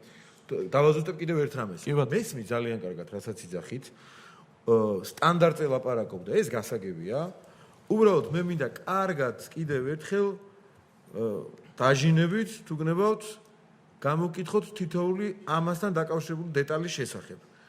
გამოძიების ვერსიით, ამ 6 ადამიანის გარდა ფარდულში არ ფიქსირდება სხვა არავინ, ასეა, ხო? დიახ. კი ბატონო. შესაძლებელია თუ არა, თქვენი ვარაუდით აქ, როგორ ფიქრობთ, იმიტომ რომ საქმის წარმოებად თქვენ ბრძანდებით, გმ-ისთვის დაზიანება მიაყენებინა ან გბ-ს, ან გჯ-ს, ან მკ-ს, რომლებიც თქვენვე ადასტურებთ და ასევე ჩვენებებით ირკვევა, რომ არიან მისი მეგობრები. მოგახსენებთ, დაინიშნა საქმეზე კომისიური, როგორც მოგახსენებთ, კომისიური ტრასოლოგიურ სამედიცინო ექსპერტიზა. აღნიშნულ ექსპერტიზას დაესვა შემდეგი სახის შეკითხვები, რა თქმა უნდა, ხარისხდა ყველაფერს გათვალისწინებით, რითი, რა საგნით შეიძლება ყოფილიყო მიყენებული ეს დაზიანებები და ასევე საქმეზე ამოღებული ორი მტკიცება დანა, რა თქმა უნდა, გადაეგზავნა საექსპერტო დაწესებულებას, რათა მომხდარიყო ამ ტანსაცმელსაერთო ჭრილო დაზიანებასთან შედარება. ტრასოლოგიური ექსპერტიზის დასკვნა, როგორც მოგეხსენებათ, მოვიდა ივლისის თვეში, თუ არ ვცდები 7 ივლისით არის თუ 6-ით ივნისით დათარიღებული. აღნიშნული დასკვით არ გამოირიცხება, რომ აღნიშნული ჭრილობა შეიძლება მიყენებული იყოს წარმოუდგენელი ორივე დანით, შესაძლებელია ან მსგავსი კონსტრუქციისა და ნიშან-თვისებების მქონე საგნი. ეს გავიგე, ბატონო ირაკლი, სხვა რამეს გეკითხებით. მე არ გეკითხებით უკვე მტკიცებულებებს და კონკრეტულ ინფორმაციას, რომელიც თქვენ ამოიკითხეთ ჩვენებებს, წეღანაც ამოვიდით, რომ მე გელაპარაკებით ჩვენებებიდან ამონარიდებით. ეს გავიგე. მე უბრალოდ თქვენ გამომძებელთ, რამდენი წელია მუშაობის სტაჟი გაქვთ? 8 წელი. 8 წელი მუშაობთ უკვე გამომძებელთ. გარკვეულ ვერსიას ვავითარებთ, გუშინ ტაქტიკაზე საუბრობთ, საგამოძიებო ტაქტიკაზე, გავიგე ესეც. უბრალოდ თქვენი ვარაუდი ამ შემთხვევაში მაინტერესებს. თავისი მეგობრებისგან რამდენად შესაძლებელია უშვებთ თქვენ ამას, რომ შეეძლოთ მათ დაეჭრათ გმ? მოკლედ მოგახსენებთ ძალიან ძნელი სავარაუდოა და ძნელი სავარაუდო, მადლობა. მაგრამ ჩვენ ვართ გამომძიებლები და ჩვენ არაფერს გამორიცხვა არ შეგვიძლია. ჩვენ საუბრობთ მხოლოდ და მხოლოდ მტკიცებულებებით, საუბრობთ მხოლოდ საქმეზე დადგენილი ფაქტობრივი გარემოებებით, ექსპერტიზის დასკვნებით და მოწვეთა მიერ მიღებული ინფორმაციით. შესაბამისად, ვერც ვერაფერს ვერ გამოვრიცხავ, ვერც ვერაფერს ვერ დავადასტურებ, სანამ ამის საშუალებას არ მოგცევს კონკრეტული მაგრამ ნაკლებად სავარაუდოა. ხო, ნაკლებად სავარაუდო არის, გეთანხმებით, მაგრამ სანამ არ გამოირიცხება ეს ვარაუდი, მადლობა, გავიგე. ყოველ შემთხვევაში ამადგან ნაკლებად სავარაუდოა. სარალიძეს დანა არ უფიქსირდება ხელში. ასე კი ბატონო, გეთხოვ. კი ბატონო, სარალიძესთან დაკავშირებით ასეთი ეჭვი ხო არ არსებობს? არა. კი ბატონო, ანუ პოტენციურად ვარაუდზე რომ დავიწყოთ საუბარი, ერთადერთი ადამიანი, რომელსაც თეორიულად კარგი სტანდარტი რადგან არსებობს პრაქტიკას ერთზამი დავანება თავის შეეძლო დაზიანება მიეყენებინა გმს-ის რჩება დღ. ეს არის ეჭვები, რომელიც უნდა ეჭვი დადასტურდეს მტკიცებულებებით. დიახ, რა თქმა უნდა. თეორიულად მეტი შანსი არ რჩება, ესე გამოდის, ხო? კი ბატონო, აღნიშნულთან დაკავშირებით, როგორც მოგეხსენებათ, გრძელდება გამოძიება, მიღებული ახალი ექსპერტიზის დასკვნა, რომელიც გადაიგზავნა მწარმოებელ ორგანოს და შესაბამისად ეს ვიცი, ეს არ მაინტერესებდა, მადლობა მაინც რომ მომაწოდეთ ინფორმაცია, ეს ვიცი. და თქვენ ასევე ადასტურებთ კიდევ ერთხელ, რომ როდესაც გბ ჩვენებას იძლეოდა იმ ეტაპზე მის მიერ აღწერილი პიროვნება, რომელმაც გმ-ს მიაყენა დაზიანება, მისი ტანსაცმლით აღწერილობა ემთხვეოდა დღ-ს აღწერილობას, ასეა? ნუ ტანსაცმლით აღწერილობა ემთხვევა, მაგრამ ეგ მოგეხსენებათ, რომ მტკიცებულება არა. მადლობა. ამ მიმართულებით მეტი კითხვა არ მაქვს, 2-3 კითხვა და მე დავამთავრებ. ერთი წამით უკაცრავად მე არ მახსოვს თუ დაისვა ეს კითხვა გუშინ შემახსენეთ კამერებთან დაკავშირებით კითხვა დაისვა? არა. კარგი, ძალიან კარგი. კამერები თუ გახსოვთ რომელ რიცხვშია ამოღებული? ვიდეო კამერები. თუ არ ვცდები 12 დეკემბერს არის განჩინებით ამოღებული. შემთხვევა მოხდა პირველში. დიახ. მე მგონი კითხვა უკვე გასაგებია, ბევრს არ ვილაპარაკებ, რო არ გავწევთ, რო არ დავხარჯოთ. რატომ ხდება, რომ 1 დეკემბერს ხდება ფაქტი და 12 დეკემბრამდე ვიდეო კამერის ჩანაწერები არ არის ამოღებული? კი ბატონო, მოგახსენებთ აღნიშნულ კითხვაზე პასუხს.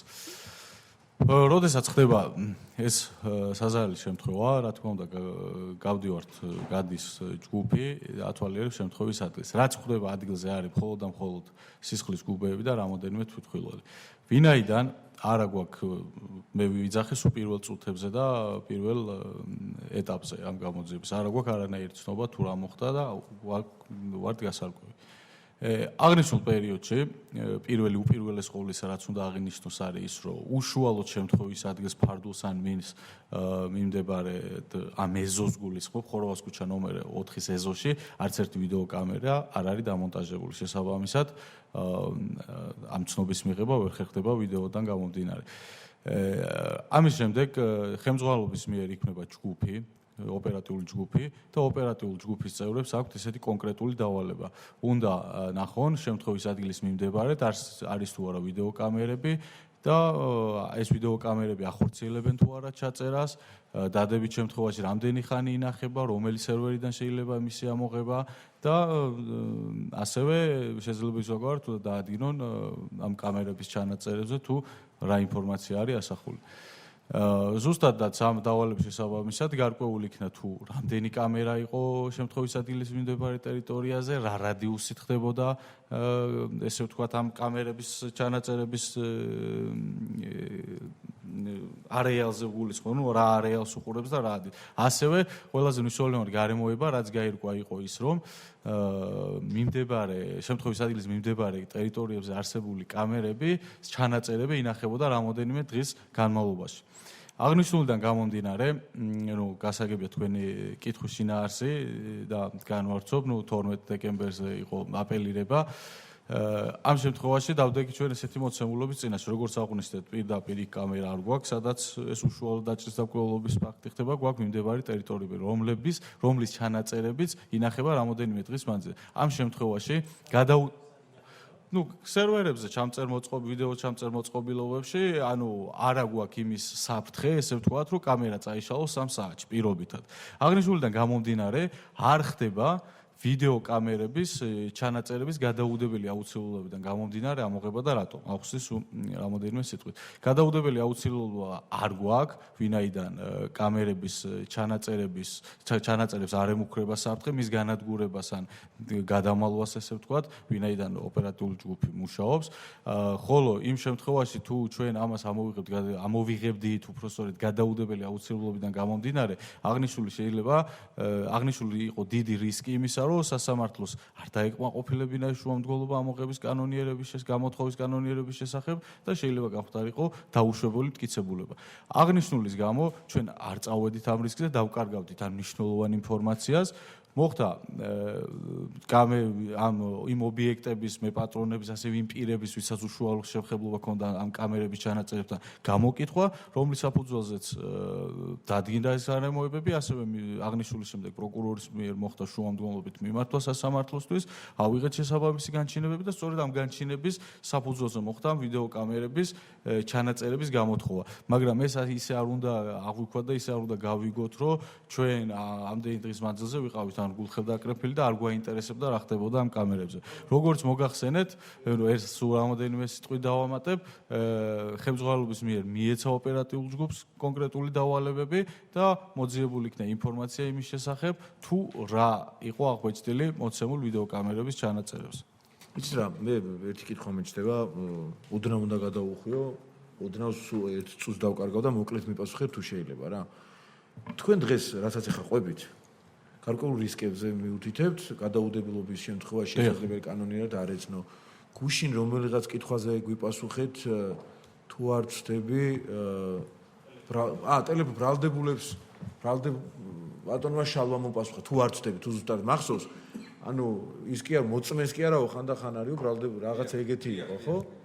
ანუ ეს რისკები ხშირად სხვა საქმეებში თქვენ შეგიძლიათ გითხრათ, რომ არის გაქვთ პრეცედენტები, სადაც თუ უტრირებული არ იყო და პირობითად სიტყვაზე თუ არ თქვით, არ ვიცი გუშინ, სადაც შესაძლებელი ასეთ საგამოძიებო მოქმედებებს ან უკანონოდ გიცნობენ, ან არ გაძლევენ ამის ნებართვას, ასეთ მსგავს შემთხვევებში, თან თქვენ კლუბების განყოფილებაში მუშაობთ გამომძიებლად, ასეთი შემთხვევები ფიქსირდება, რომ მიდიხართ მოსამართლესთან, ითხოვთ რაღაცა გადაუდებელი აუცილებელი შემთხვევაში, რაღაცაზე უარს გეუბნებიან. თან არის რაღაც მნიშვნელოვანი საქმე, კლუბის მით უმეტეს მნიშვნელოვანი ყველა, ხო? ვერ გამოაჩეთ. ან ამასთან დაკავშირებით მოწმეებზე, კაი, დავანებოთ ბრალდებულებს თავი ხარ, ვიცი, ის როგორ ხდება, თუ ხდება და მაშინ საშინელება. მოწმეებზე მიდიხართ, რომ გინდა თქვა ჩაურთოთ, მოსმენაზე დასვათ და აქაც აწყდებით პრობლემებს. ასეთ პრაქტიკაში გააქვთ ასეთ შემთხვევები? მოგახსენეთ ბატონო მამუკა, რა თქმა უნდა, პრაქტიკაში ყოფილა მსგავსი შემთხვევები, როგორც მოგახსენეთ, გინდა საგამოძიებო ტაქტიკაზე ან სხვა დეტალებზე, როცა ვსაუბრობთ, ჩვენ გვაქვს უკან გვიმაგრებს ეს გამოცდილება, ეს ჩატარებული საგამოძიებო მოქმედებები და ყოფილა შემთხვევები, რა თქმა უნდა, ასევე შემიძლია ერთი სიტყვით დავამატებ, რომ როგორც მოგახსენებთ, არის ძალიან მაღალი სტანდარტი და ვიდეო კამერების ჩანაწერების გამოთხოვა ხდება საიდუმლო რეჟიმში, ალბათ ინფორმირებული ხალხ აღნიშნულთან დაკავშირებით და დიახ და ერთ ფარული საგამოძიებო მოქმედების სტანდარტი და რაც შეეხება ერთი რაღაცა მინდა დავამატო, თქვენ გაცნობილი ხართ ყველანი ამ საქმეზე, ეს არის მრავალტომიანი საქმე და გამოძიება ისე არის წარმართული, რომ ამ მრავალტომიან საქმეზე წინა სასამართლოს სხდომა ისეა გავლილი, რომ ერთი ფურცელით კი არ არის დაუშვებლად ნაცნობი. ეს არის ზუსტად იმის შედეგი,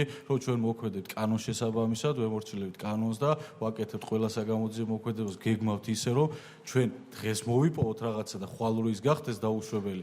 ეს რა თქმა უნდა ბატონო ირაკ, მადლობა რომ 1-3-4 რაღაცა გავიგეთ, რასაც ამბობთ, მაგრამ იმაზე მიპასუხეთ, რაც მე გკითხეთ, თუ შეიძლება. არის ასეთ შემთხვევები? დიახ, რა თქმა უნდა, ყოფილა ასეთ შემთხვევა, რომ უარი უქონდა მოსმენაზე. რა თქმა უნდა. საჭიროების შემთხვევაში შეგიძლიათ ასეთი თქვათ გვაჩვენოთ? ხო, ნუ დიახ, რა თქმა უნდა, ხა ამ წუთას კონკრეტულს შეიძლება არ მახსოვს, მაგრამ ზოგადად რა თქმა უნდა შემიძლია გაჩვენო და არის უამრავი, დიახ, სხვა საქმეებზე უამრავი შუამდგომლობა არის, რომელზეც აცხადებს უარს სასამართლო და ესე ვთქვათ, აკმაყოფილებს შუამდგომლობას. გავიგე, ორი კითხვა მაქვს, ერთი თქვენთან, ერთი ბატონ შალვასთან და მე დავამთავრებ. ძალიან მოკლედ მიპასუხეთ თუ შეიძლება, ხა ჩემთვის რაღაცები უკვე გასაგები ამაზე, თუმცა მაინც მინდა გკითხოთ, რომ დავაზუსტოთ, რომ არ გეგონოთ ეს ფორმალობა. საზას არალიძე აცხადებს, რომ შემდეგ უправაც ამბობდა, იყო ესეთი მინიშნებები, რომ საქმეზე არსებული თანდართული დანა არის გაღუნული. დიახ. ამაზე რა შეგიძლიათ ვკითხოთ? რა ხდება სანამ? მოგახსენებთ აღნიშნულ დანაზე პირდაპირ არის მითითებული კომისიურს ტრასოლოგიურ სამედიცინო ექსპერტიზის დასკვნაში, როგორც მახსოვს და ექსპერტი მიუთითებს, რომ მიკროსკოპის დონეზე დანას აღენიშნება რაღაც ოდნავ დაზიანება, რომელიც გამოწვეულია რითი ხსნის ექსპერტია, ეს გამოწვეულია, რომ იმისთვის, რომ დანის სიმახვილის და სხვადასხვა მჭრელი თვისებების დადგენის მიზნით, რა თქმა უნდა, ტარდება სხვადასხვა ანუ ხდება ამ დანის გამოკვლევა, ესე ვთქვათ, რაღაცას გადააფარებენ ნაჭერს, ყარს აგნებზე და ხდება, მაგრამ აქვე მინდა დავამატო აუცილებლად, რომ ექსპერტი არსად არ აღნიშნავს ამ დასკვნაში ყოველ შემთხვევაში და მის სასამართლო ჩვენებას არ ვიცი თუ მაგას ვერ მოგახსენებთ, ექსპერტიზის დასკვნის თანახმად არსად არ ჩანს და არ ირკვევა, რომ ამ დანით გამოირიცხოს ამ მომავალი ექსპერიმენტ კვლევები, რა თქმა უნდა. შესაბამისად გავიგე. ბატონ შალვა. თქვენი გამოძიებოსაც უსმენთ, პროკურორსაც მოусმინეთ, თქვენი განყოფილების უფროსაც მოусმინეთ და თქვენი ინფორმაცია მაინტერესებს, ქნებავთ შეფასება და არ ვქვით, ქნებავთ აზრი და არ ვქვით. ამ საქმეში თქვენ ხართ ქალაქის პოლიციის დეპარტამენტის უფროსი. ხარვეზები არის თუ არ არის? მიკროფონი ჩართეთ. მოგახსენებთ აღნიშნულთან დაკავშირებით. დიახ. პირველ რიგში ბატონო მამუკა მინდა გიპასუხოთ, რომ ხორავას ეპიზოდთან დაკავშირებით ჩვენს მიერ წარმოებულ გამოძიებიდან სწორედ იმის გამო, რომ დროში ვიყავით ჩვენ შემჭიდროებული და ის 35 დღე ქონა პრაქტიკულად მოგეხსენებათ მართლმსაჯულების ხო არასრულწლოვანთა კოდექსის თანახმად ყველა მოქმედების ჩატარება შეუძლებელი იყო და იმის გამო, რომ რაც შეეხება სხვა დეტალებს, თუ რაც შეეხება ყველობის ფაქტთან დაკავშირებით, ყველა დეტალი იქნა ამოწურული. აქ გულისხმობ უბრალოდ შემდგომში, რომ იქ რამოდენიმე ჩხუბის კერა იყო, სხვადასხვა ინციდენტები იყო, რომ არ ყოფილიყო რაიმე პასუხგაუცებელი კითხვა, სწორედ ამ მიზნით მოხდა აღნიშნული საქმიდან გამოყოფილიყო დაუდგენელი პირების მიმართ საქმე, რომლის ფარგლებშიც დღესაც მიმდინარეობს გამოძიება ცენტრალურ კრიმინალურ პოლიციაში. ასევე მინდა გითხრათ, რომ ჩვენს გამოძიების ტაქტიკაა, რომ სწორედ იყო ამას ადასტურებს, როგორც გამოძიება მოგახსენათ, თუნდაც ის საგამოძიებო გადაუდებელი მოქმედებები, რომლებიც ჩატარებული იქნა და სასამართლოს მიერ ყველა იქნა კანონიერად ცნობილი. ასევე ის ფაქტი, რომ ჩვენს მიერ დადგენილი იქნა და ბრალდებულად იქნა დაკავებული ის პირები, ვინც ჩაიდინეს აღნიშნული დანაშაული, კერძოდ მკვლელობას გულისხმობ არასრულწლოვანების. ხოლო რაც შეეხება საქმესთან დაკავშირებით, მინდა გითხრათ, რომ ნებისმიერი სისხლის სამართლის საქმის რევიზირებისას, ანუ შესწავლისას შემდგომ შესაძლებელია გაჩნდეს ბატონო მამუკა განსხვავებული აზრები საგამოძიებო მოქმედებების ჩატარების თანმიმდევრობასთან დაკავშირებით და აქედან გამომდინარე ჩვენ ვთვლით, რომ ანუ სწორად იქნა ყველა საგამოძიებო მოქმედებები არის იყო თქვენ როგორც უნდა. დიახ, ამ შემთხვევაში მე ვერ დაგეთანხმებით, რომ იქ ხარვეზები არსებობდა, უბრალოდ დიახ. დიახ. მე გეკითხები, იყო თუ არ იყო თქვენი აზრით? აი მოგახსენეთ ჩემი პასუხი ასეთი იყო ზუსტად, რომ იქ შეიძლება გაჩნდეს განსხვავებული აზრი საგამოძიებო მოქმედებების ჩატარების თანმიმდევრობასთან დაკავშირებით მაგალითად, მაგრამ ამ კონკრეტულ შემთხვევაში ის ჩატარებული საგამოძიებო მოქმედებები სწორედ ჩვენი სტრატეგიის და ტაქტიკიდან გამომდინარეობდა. ერთი რამე მინდა დაგაკონკრეტებინოთ. ეხლა გუშინ თქვენ მთელი დღე უსმენდით PPR-ს გამოკითხვას და ძალიან ბევრჯერ ამ ადამიანს გამოძიებას მოუწია საგამოძიებო ტაქტიკაზე, ოპერატიულ მუშაობაზე და მსგავს საკითხებზე საუბარი, მაშინ როდესაც კონკრეტული კითხვები ისმებოდა, რატომ გადაიდო დაკითხვა, რატომ ჩატარდა აღნიშნული გვიან. ამასთან დაკავშირებით ყველაზე მიმართულება იქ იწავიდა ამ რაკურსით განავითარა გამოძიება ლოგიკა, რომ ჩვენ მუშაობდით ოპერატიულად, იყო საგამოძიებო ტაქტიკა, ბევრჯერ მოვისმინეთ ეს.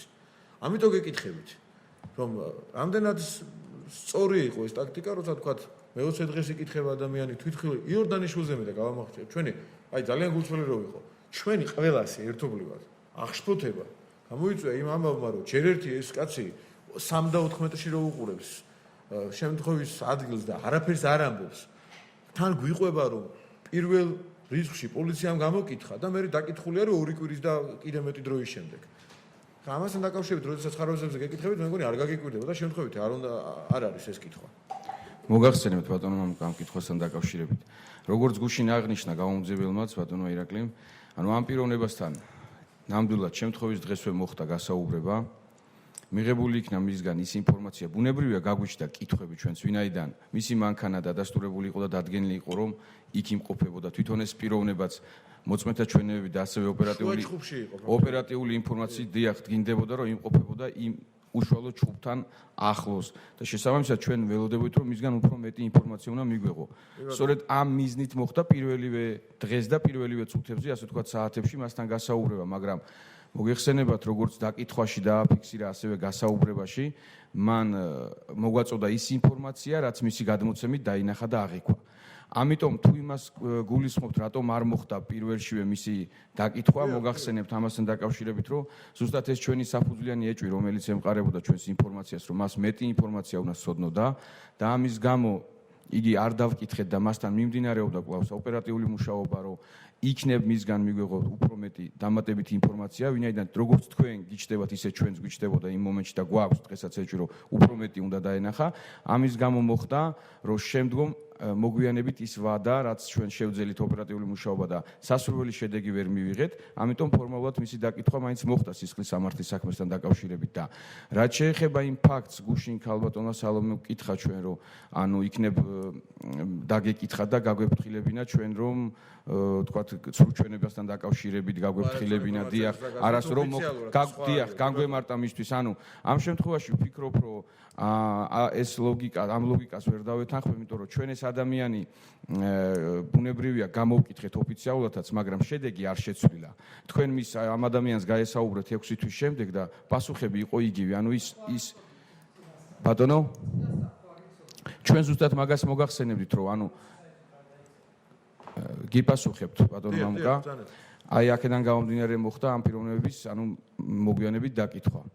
ანუ თქვენ ამბობთ, რომ პირველში გამოვკითხეთ. ანუ შედეგზე ამან ბოდიშით გეტყვით, ანუ დავასრულებ. შედეგზე ამ ყველაფერმა, ანუ ასახვა არ პოვა, ანუ შესაბამისად მაგის გამო მოხდა მოწმის გამოკითხვა და რაც დადასტურდა კიდევაც თქვენთან გასაუბრებითაც, ანუ მეტი დამატებით ინფორმაცია ვერ მივიღეთ და ის ჩვენი სტრატეგია და ტაქტიკაც მოგახსენეთ, რატო იყო ის შუალედი მიცემული, რომ ჩვენ შევძლებოდით, ქონოდა შესაძლებლობა, რომ მასთან ვინაიდან ქონდა ეჭვი, რომ ქონდა მეტი ინფორმაცია, გვემუშავა ოპერატიულად და იქნებ მისგან მივიღო მეტი ინფორმაცია, რომ საქმეზე სრული ჭეშმარიტება დადგენილიყო.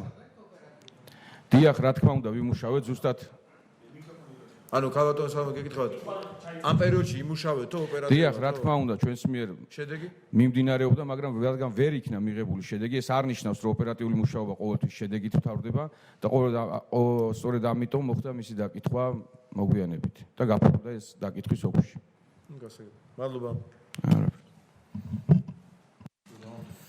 გავაგრძელებ, ხა მე რამდენიმე კითხვა მინდა და ბევრი კითხვა არ მექნება, იმიტომ რომ ბევრი დაისვა უკვე და ამიტომ რამდენიმე კითხვას დავსვამ, რომ თად შევეცდები დავაზუსტო ის საკითხები, რომელიც შესაძლოა იყოს უფრო მეტი ინფორმაციის მომცემი თქვენი მხრიდან.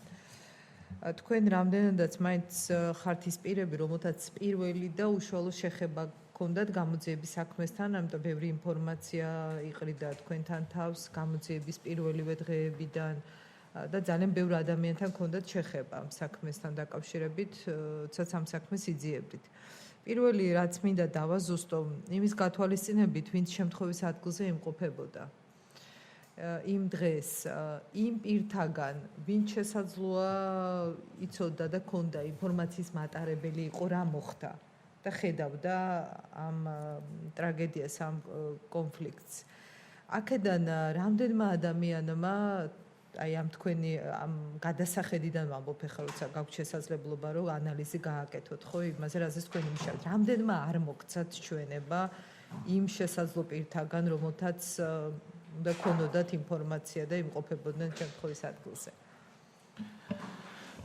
მოგახსენებთ ქალბატონო ეკა, დღევანდელი გადასახედიდან და შეფასებიდან შეიძლება ითქვას, რომ ათეულობით ადამიანი შეიძლება შესწრებოდა ამ ფაქტს და ჩვენ თითოეული მათგან, როგორც აი თქვენ ახლა ბატონო მამუკა, როგორც ძანეთ ის მოწმე, რომელიც ჩვენი ვარაუდით და დადასტურებულად კიდევაც საქმეში დგინდება, რომ იმყოფებოდა იქ, ასევე ის მეზობლები, რომლებიც გამოკითხული იქნენ იმ მომენტში, ვინც იმყოფებოდნენ სახლში. ძალიან დიდმა რაოდენობამ უარი განაცხადა თანამშრომლობაზე და არ მოგვაწოდა ის რეალური ინფორმაცია, რაც შეიძლება მოეწოდებინათ მათთვის. ფიქრობთ, რომ ამოწურულია შესაძლებლობა ინფორმაციის მიღების ამ ადამიანთა ჩვენთაგან თუ არის ესეთი რესურსი დარჩენილი, როგორ ფიქრობთ? ჩვენს მიერ იმ კონკრეტულ საქმეზე, რაც შეეხება ხორავას ეპიზოდს, ყველა შესაძლო საგამოძიებო და ოპერატიული მოქმედებები იქნა გატარებული და წეგა როგორც მოგახსენეთ ხალბატონო ეკა ის შემჭიდროებული ვადა ჰქონდა ყოველთ რაც ყველაზე მეტად იყო ხელშემშლელი, იმიტომ რომ უამრავი საგამოძიებო მოქმედება იყო ჩატარებული და შეიძლება გარკვეულწილად განაპირობა რომ თქვათ ის ვადები შეგვიზღუდა. თორე საჭირო და შესაძლებელი ყველა ღონისძიება ვიხმარეთ რომ მიგვიღო მაქსიმალური ინფორმაცია. კეთილი, თქვენ ბრძანეთ რომ სასამართლოზე რა ჩვენებები იყო მიცემული, ვთქვათ, რა გარემოებები, ფაქტობრივი გარემოებები გამოიკვეთა, ამაზე ბუნებრივია ვერ ისაუბრებთ, იმიტომ ის პროცესი დახურული იყო და თქვენ შეგიძლიათ გვესაუბროთ იმ ფაქტებზე, რომელზედაც თქვენ მიგიწვდებოდათ, ხო, ხელი, რომელზედაც მუშაობთ. მე მინდა კითხოთ აი ერთ-ერთი პირის ფაქტ, ერთ-ერთ პირთან დაკავშირებით, ეს არის ინიციალებით გმ დაჭრილი ადამიანი, ხო, რომელზედაც აქ ბევრი საუბარი იყო და კითხვები დაისვა და ასე შემდეგ, ასე შემდეგ. მინდა დავაზუსტო, თქვენ ბრძანეთ, რომ ექსპერტიზა, რომელიც დაინიშნა ტრასოლოგიური ექსპერტიზის დასკვნა მათ შორის სასამართლო სამედიცინო ექსპერტიზა უფრო ადრე მიიღეთ, ხო, დასკვნა ადრე მიიღეთ, მაგრამ ტრასოლოგიური ექსპერტიზა, რომელიც დაინიშნა სასამართლოს განაჩენის შემდეგ იყო უკვე გამოგზავნილი ექსპერტიზის ბიუროდან. ასეა, ხო? ანუ განაჩენი რო დადგა, შემდეგ მოვიდა თქვენთან ექსპერტიზის დასკვნა. აი რით იხსნით, რომ ასეთი დაგვიანებით მოხდა ამ ექსპერტიზის დასკვნის მიღება გამოძიების ორგანოსთვის. რა მიზეზებმა განაპირობა ეს? მე გიპასუხებთ, 22 დეკემბერს დაინიშნა აღნიშნული ექსპერტიზი, დადგენილება უფრო სწორედ, როგორც მოგახსენეთ, დაინიშნა კომისიური, საკომისიო ექსპერტიზა, რომელსაც სხვადასხვა დარგის სპეციალისტები მონაწილეობენ და ახლა ზუსტად მე დღეებზე, რამდენი დღეში შეიძლება გაიცეს კომისიური ექსპერტიზას, მე ვერ მოგახსენეთ, ეს უფრო ექსპერტის კომპეტენციაში შევიჭრები და ჯობია ამ კითხვაზე ექსპერტმა გასცეს პასუხი. მაგრამ ზოგადად კომისიური ექსპერტიზა ახ მოგვეხსენებათ ყველას, რომ დროში რა თქმა უნდა იწელება. მეც მაქვს ინფორმაცია, რომ სამწუხაროდ ჭიანურდება ხოლმე ხშირად ექსპერტიზის დასკვნები. ამ ინფორმაციას მეც ვფლობ, მაგრამ კონკრეტულად მაინტერესებდა რა იმის სხვა გარემოება ხო არ იყო ხელშემშლელი. ექსპერტებს ალბათ გვექნება შესაძლებლობა, რომ ცალკე მოусმინოთ, საინტერესო იქნება. ამ ფაქტთან დაკავშირებით მინდა კითხოთ, იმიტომ რომ ბევრი მოსაზრება იყო და ბევრი ისე ვთქვათ განშა არის ამ თემაზე. არის თუ არა გამოძიება დაწყებული, ან გამოძიება მიმდინარეობს თუ არა ამ ეპიზოდთან დაკავშირებით, ეს არის გმ-ს დაზიანების ფაქტზე.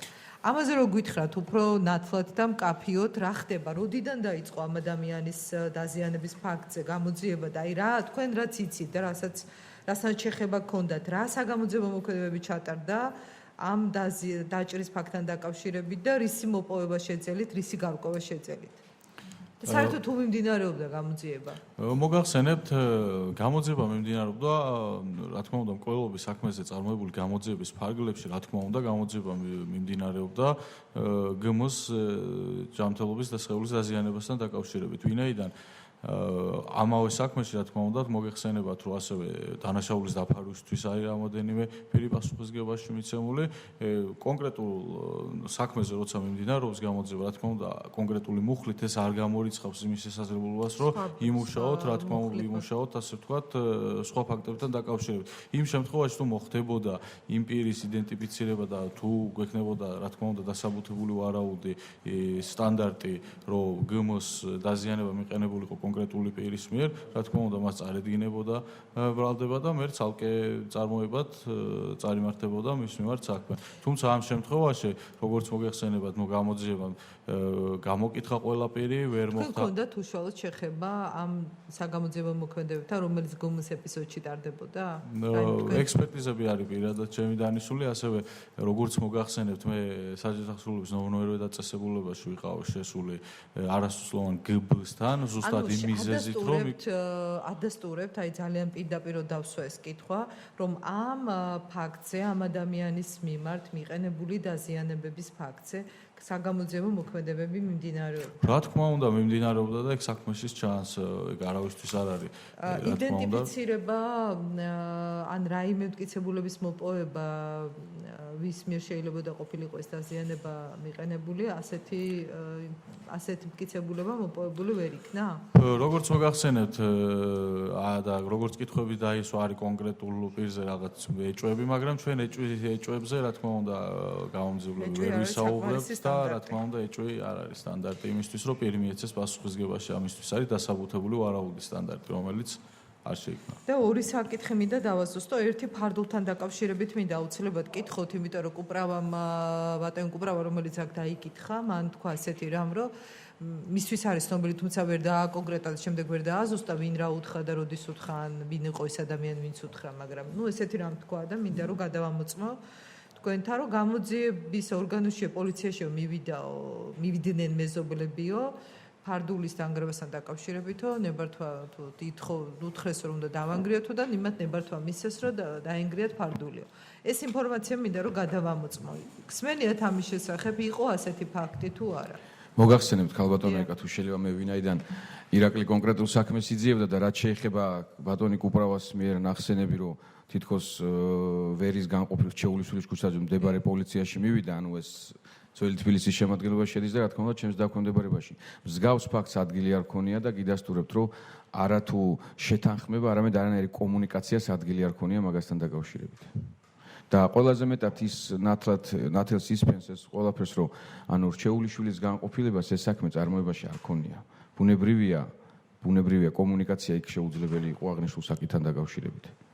და ხა აღარ მინდა გავიმეორო საკითხები რაც უკვე დაისვა სხვა კოლეგის მხრიდან და ერთი საკითხიც მინდა გადავამოწმო.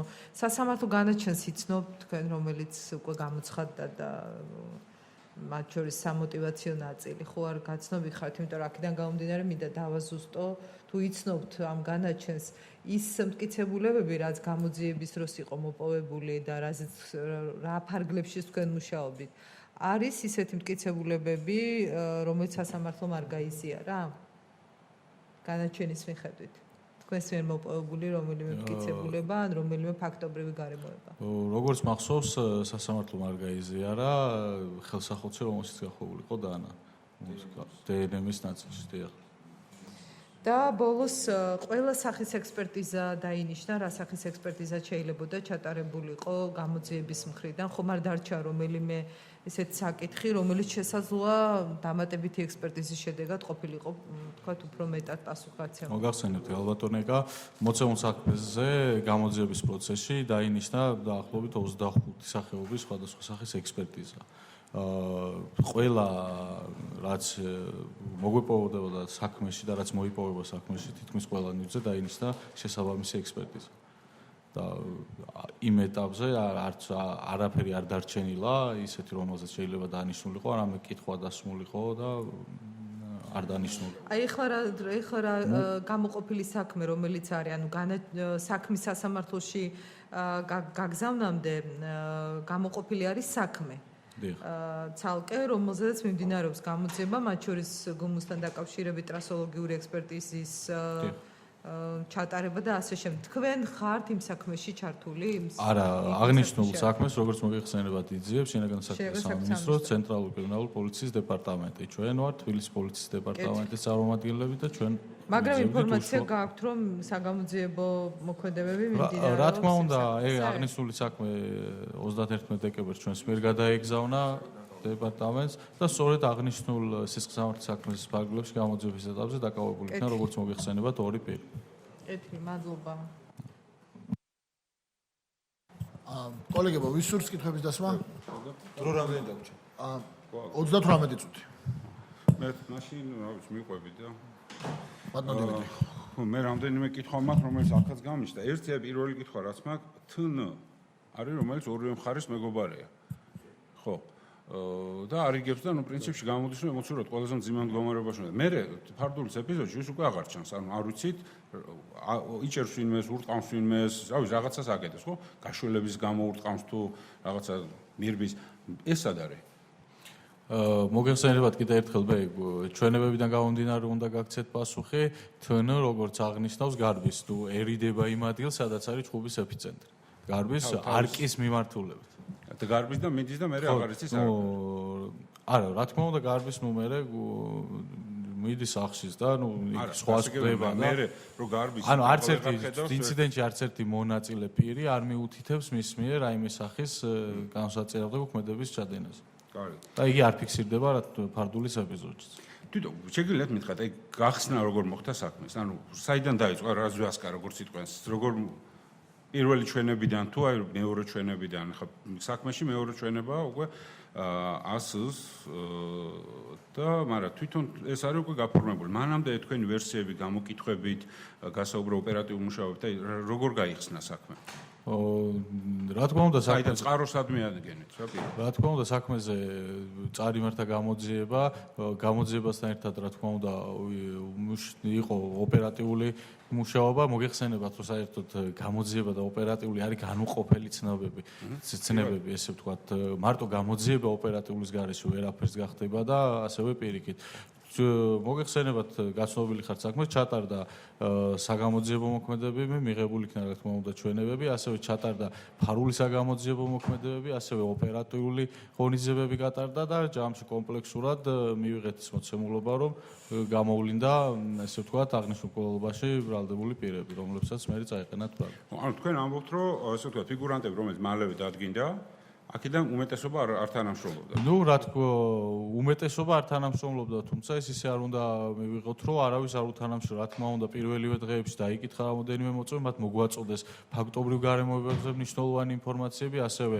ინციდენტში მონაწილე პირებზე და სხვადასხვა საკითხებზე. მაგრამ აი თვითონ ფარდულის ინციდენტზე პრაქტიკულად გარემოწმეებს ნაკლებად არაფერი არ უთქია და თვითონ ფიგურანტები არ თანამშრომლობენ. ნუ ფიგურანტებმა ამ შემთხვევაში ფიგურანტებმა რა თქმა უნდა გმ რა თქმა უნდა ითანამშრომლეს გამოძიებასთან და მის ეს ჩვენება ასევე არსებობს პირები ვინც არ თანამშრომლობენ მაგრამ ფარდულის ინციდენტში მონაწილე პირებიდან მკ და გბ იყვნენ ის ადამიანები რომლებიც ითანამშრომლეს გამოძიებასთან. ასე უშუალოდ ფარდულის ინციდენტში არ ყოფილა, ნუ მოშორებით სხვა ლოკაციაზე იყო, თუმცა რა თქმა უნდა ასე იყო ერთ-ერთი პირველი, რომელიც დაიკითხა გამოძიების ეტაპზე 2017 წლის 1 დეკემბერს და მან მნიშვნელოვანი ინფორმაცია მიაწოდა გამოძიებას, რომლის საფუძველზე დაიგეგმა და განხორციელდა უამრავი საგამოძიებო მოქმედება. ერთ-ერთი ესე ვთქვათ ოქროს მოწმე როგორც არის 100 ოქროს მოწმე ცოტა პირობითი ძავებია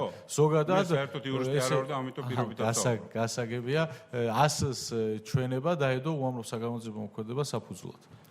ხო ესე იგი ძირითადი ვერსია რაც თქვენ მოყევით და მე უკვე პროკურატურა მოგვახსენა ამ ჩვენებიდან გამომდინარეობს ხო?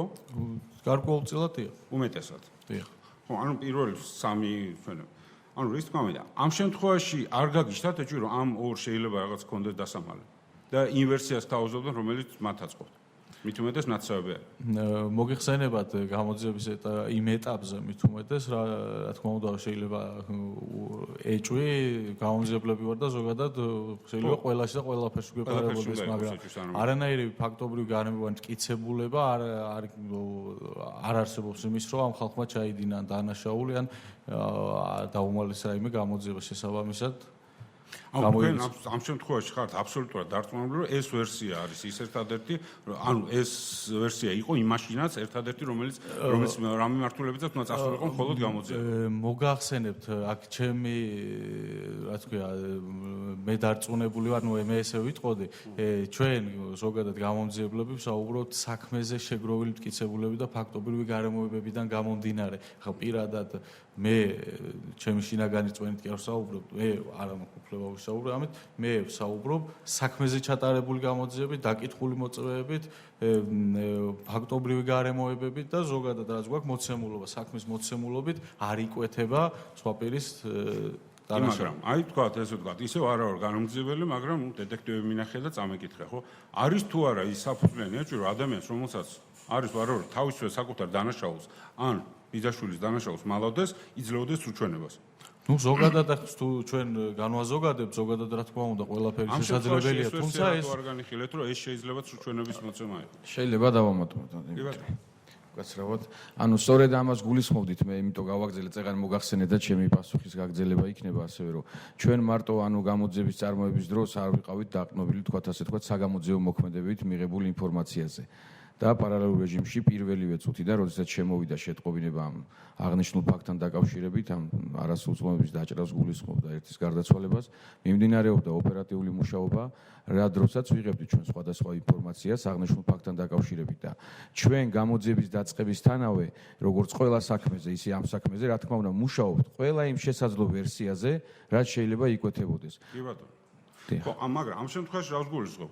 მკ იძლევა ჩვენებას, ეს ჩვენება არის ერთადერთი, რომლითაც მე ეს ის ვერსია, რომლითაც მიმდინარეობს გამოძიება. თუმცა ის ვერსია, რომ შეიძლება მას კონდეს თავის თავს მალავდეს, ხო, რაც ბუნებრივია, ყოველთვის დანაშავა თავის დანაშაულს უფრო მეტად ამალავს. ამ შემთხვევაში ეს ვერსია არ განიხილება და პრინციპში და რამე დაადასტურა, რა საგამოძიებო მოქმედება დაადასტურა, თქვა გარდა იმისა, რომ მისმა ნაცვლად იგივე ჩვენება თქვა. დიახ, რა თქმა უნდა, მოგახსენეთ, მარტო მკ-ს და გმ-ს ჩვენება ხო არ კიდე ერთხელ მოგახსენებთ, რომ საქმეზე ჩატარებულმა გამოძიება. ყველა ისი ჩვენებებია, კიდე ვინც ადასტურებს. ვინც უშუალოდ, ანუ სიტყვაზე ვინც არის გმ, ას ყველა ის პირი გ-2 და ის პირები, ვინც უშუალოდ მონაწილეობას იღებენ ამ ინციდენტში. არის უამრავი ადამიანი, ყველა ადამიანი. ხო, არა, ბოდიში. სულ არის 6 ადამიანი. უშუალოდ ფარდულის თემაზე განჩენზე არ არის ესეთი. დიახ, გასაგებია. კითხვები შეიძლება იმ ადამიანის მიმართ, ვისი ვერსიითაც იწყება გამოძიება, ანუ ვის ვერსიასაც ეყრდნობა გამოძიება. დიახ, მოგახსენებთ, ფარდულის ინციდენტში მონაწილე პირებისთვის ჩვენთვის ცნობილი აღარ განმეორდები, დაკითხულია გამოძიების პროცესში ყოველ შემთხვევაში 4 პირი.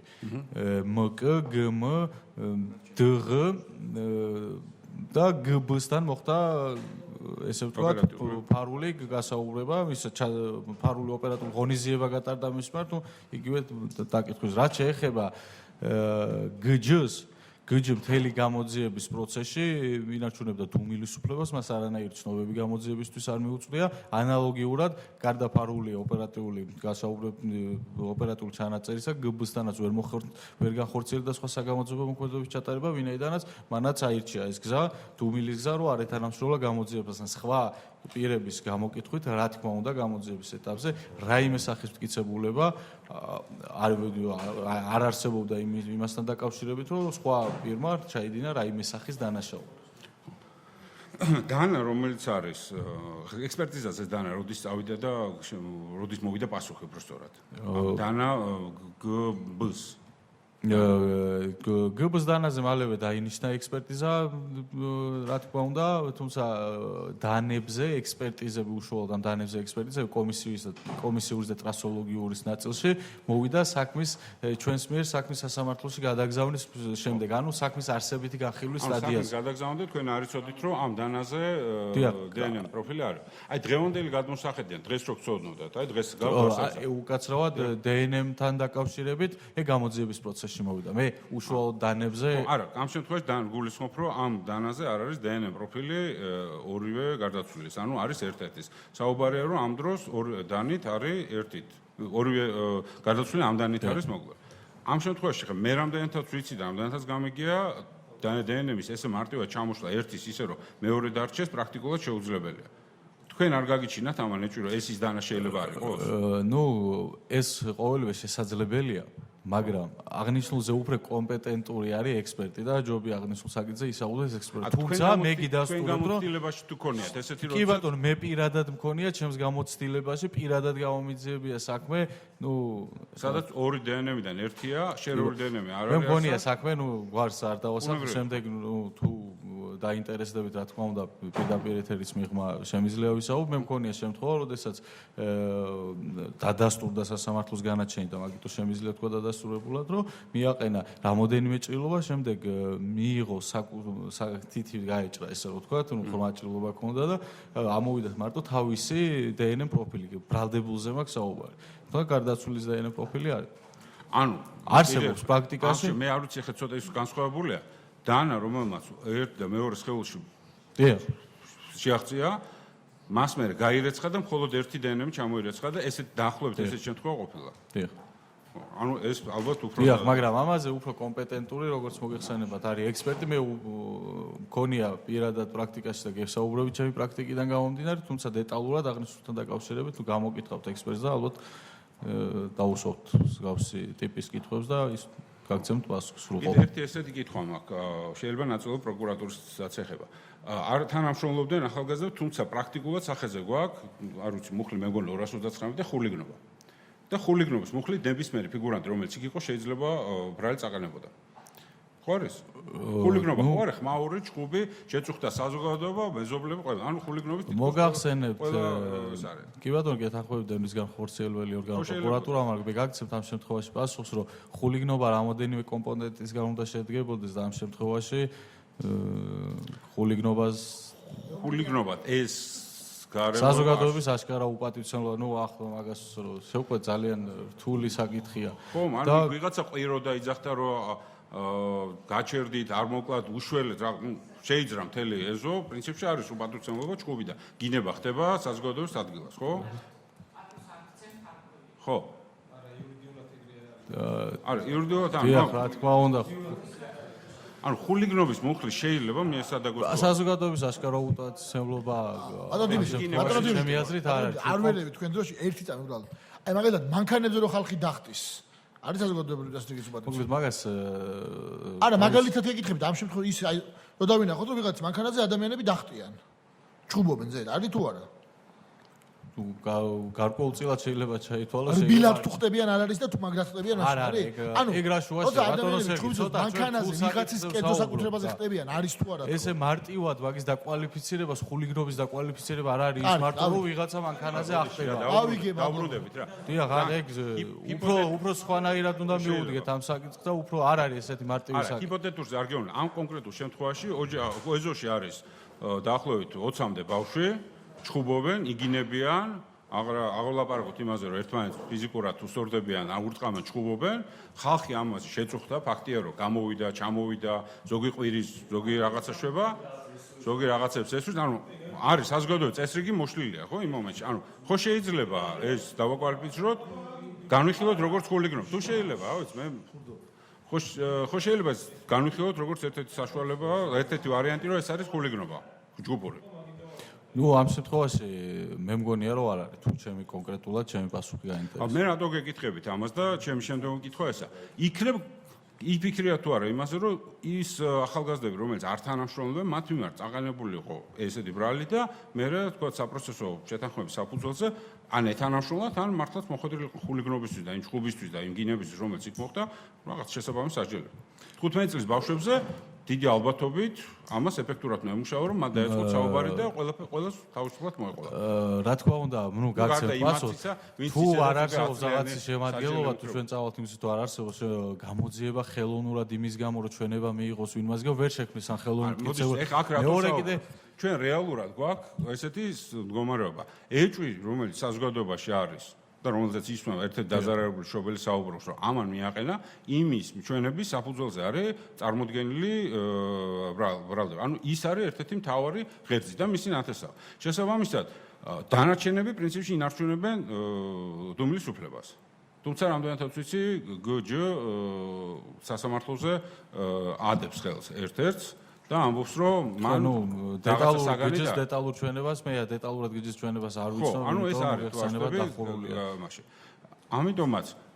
ამიტომ გეკითხებით რომ ეს ვერსია განიხილებოდა თუ არ განიხილება, როდესაც არ საუბრობს ახალგაზრდა მცირეწლოვანი, რომელსაც შეზღუდულია, გასაგებია რომ რაღაცა სხვა ფორმები და უკანონობას არ შეიძლება გავაკეთოთ, მაგრამ ეს ხო არის ლეგიტიმური, როდესაც შეიძლება ბრალი შეთავაზო წინა დანაშაულის პატიობა, ვთქვათ, უფრო დიდის აღიარებისთვის. ანუ რა საპროცესო გარიგების ხო შეიძლება ამითი რამდენიმე იმ 6-დან რომლისგანაც უმეტესობა ინარჩუნებს დუმილის უფლებას, რაღაცა დამატებითი ინფორმაცია აგვეყო.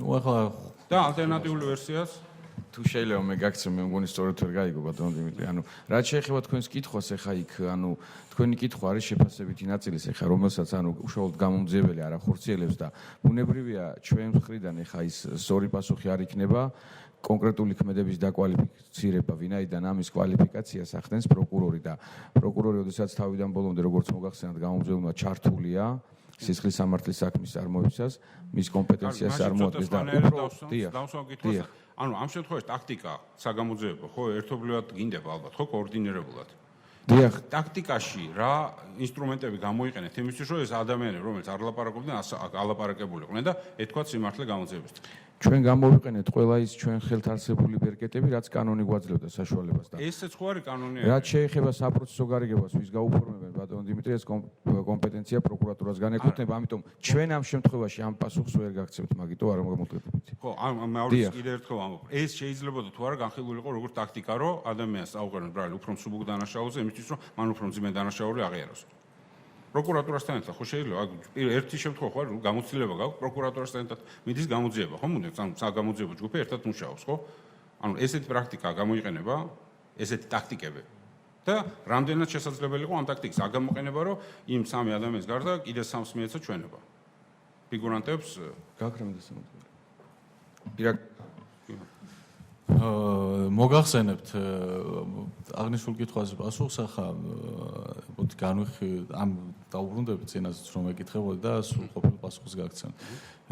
ზოგადად თუ არ არსებობს დანაშაული შესაბამისად ვერც ვერავის ვერ დავაკავებთ ვერც ვერავის ბრალს ვერ წაუყენებ და შესაბამისად ვერც ვერავის ვერ გაუფორმებ საპროცესო შეთანხმებას. საპროცესო შეთანხმება საერთოდ ნუ ეს გამოძიების და ესე ვთქვათ გამომძიებლის გადასაწყვეტი არ არის და ამას ვიცით ჩვენი საპროცესო ზედამხედველობის ორგანო ახორციელებს. ამ შემთხვევაში როგორც მოგახსენებთ არ ჩაითვალა ეს არ იყო ეს დანაშაული არ იქნა მიჩნეული დანაშაულის შემადგენლობისთვის ანუ ყველა კომპონენტი არ იყო იმის სახეზე რომ ვინმე მიცემული იყო პასუხისგება შესაბამისად მაშინ კიდე ერთხელ დავუცდეთ ცოტა შეიძლება ასე ვთქვათ ჰიპოთეტურზე გადავიდე რომ შევიდეს 20 ადამიანი ნებისმიერ ეზოში იჩხუბონ იყვირონ არავინ არ დაჭრან არავინ არ მოვა იჩხუბონ იყვირონ მეზობლებმა შეწუხდეს ჩამოვიდეს ტელევიზია ეს ხულიგნობა არ იქნება ნუ მე აღარ შევალ შეფასებაში ერთ სვიტყვი მარტო ეს მიზანი უნდა იყოს საზოგადოებრივი წესრიგის დარღვევა და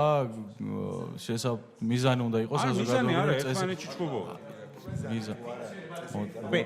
მე ეს კითხვა არ მქონდა მაგრამ არა მინდა ჩავერთო უბრალოდ რა იმიტომ ჩვენ ახლა გვიყურებს ძალიან სწორი კითხვა არის ახლა მე ეს კითხვა არ გამჩენია და დიდი მადლობა ნიკა რომ ეს კითხვა დასვი იმიტომ ახლა გავხსენი ხულიგნობის დეფინიცია სისხლის კოდექსში წაგკითხავთ ახლა ქმედება რომელიც უხეშად არუღებს საზოგადოებრივ წესრიგს და გამოხატავს საზოგადოებისადმი აშკარა უპატივცემულობას ჩადენილი ძალადობით ან ძალადობის მუქარით ეს არის დეფინიცია კოდექსში რაც წერია ამავე დროს ჩვენ ახლა გვიყურებს დამერწმუნეთ რომ ჩვენ ახლა გვიყურებს 51 სკოლის მოსწავლეები ჩვენ ახლა გვიყურებენ პირველი ექსპერიმენტული სკოლის მოსწავლეები და მაინტერესებს მეც და ალბათ ყველას აინტერესებს და ალბათ ძიმამაც ამ პათოსით დასვა ეს კითხვა შედიან ეზოში ჩხუბობენ საქმის გასარჩევად მიდიან ხო ჯერ ოღონ ამბობენ რომ აქ ახლა ხალხი რო არ შევაწუხოთო ზემოთ ავიდეთო ანუ ქვემოთ ამბობენ რომ ხალხი აქ არ უნდა შევაწუხოთ 51 სკოლასთან ხო ესეა ადიან ხორავას ქუჩაზე შედიან ეზოში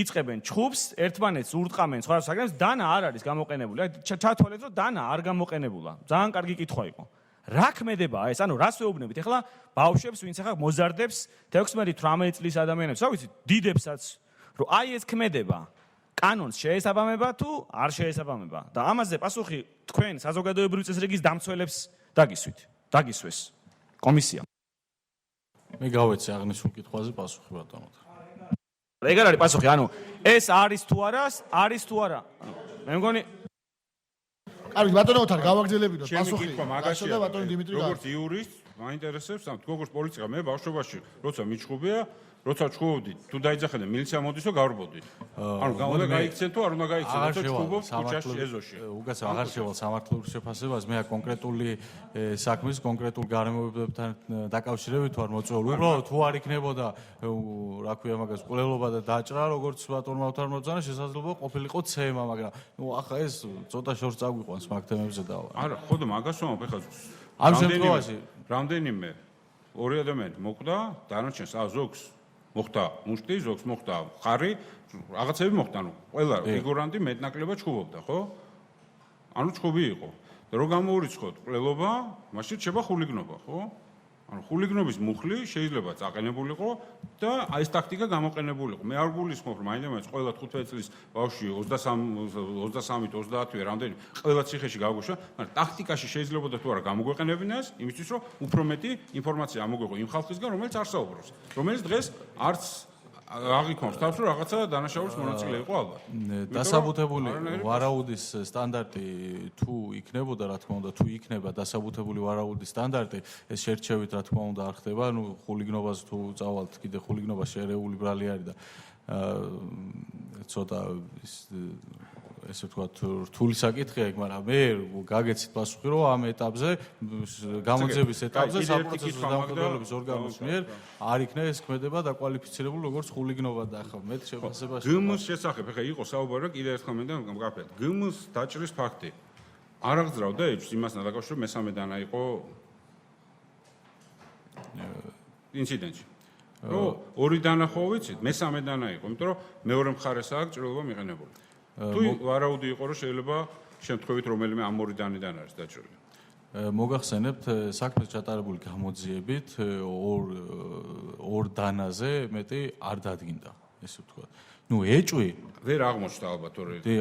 ეჭვი იყო, რომ ეჭვი შესაძლებელია ძალიან ბევრ ამეზე გქონოდა, გქონდეს ყოველ თითოეულ ჩვენთაგანს ჩვენი ეჭვი გაგვაჩნდეს უამრავ საკითხთან დაკავშირებით, მაგრამ ეჭვი რომელიც არ დასტურდება ფაქტობრივი გარემოებებით ვერ ვისაუბრებთ ეჭვის დონეზე, რა თქმა უნდა. ამ მესამე დანა, რომელთაც შეიძლება ეს მიყენებული იყოს ეს შრობა, თეორიულად ხო შესაძლებელია, ასევე მკვლელობის თეორიულად შესაძლებელია. არა, როგორ უკაცრავად ანუ მესამე დანის არსებობის შემთხვევაში ხო შეიძლება სურათი მთლიანად შეიცვალოს.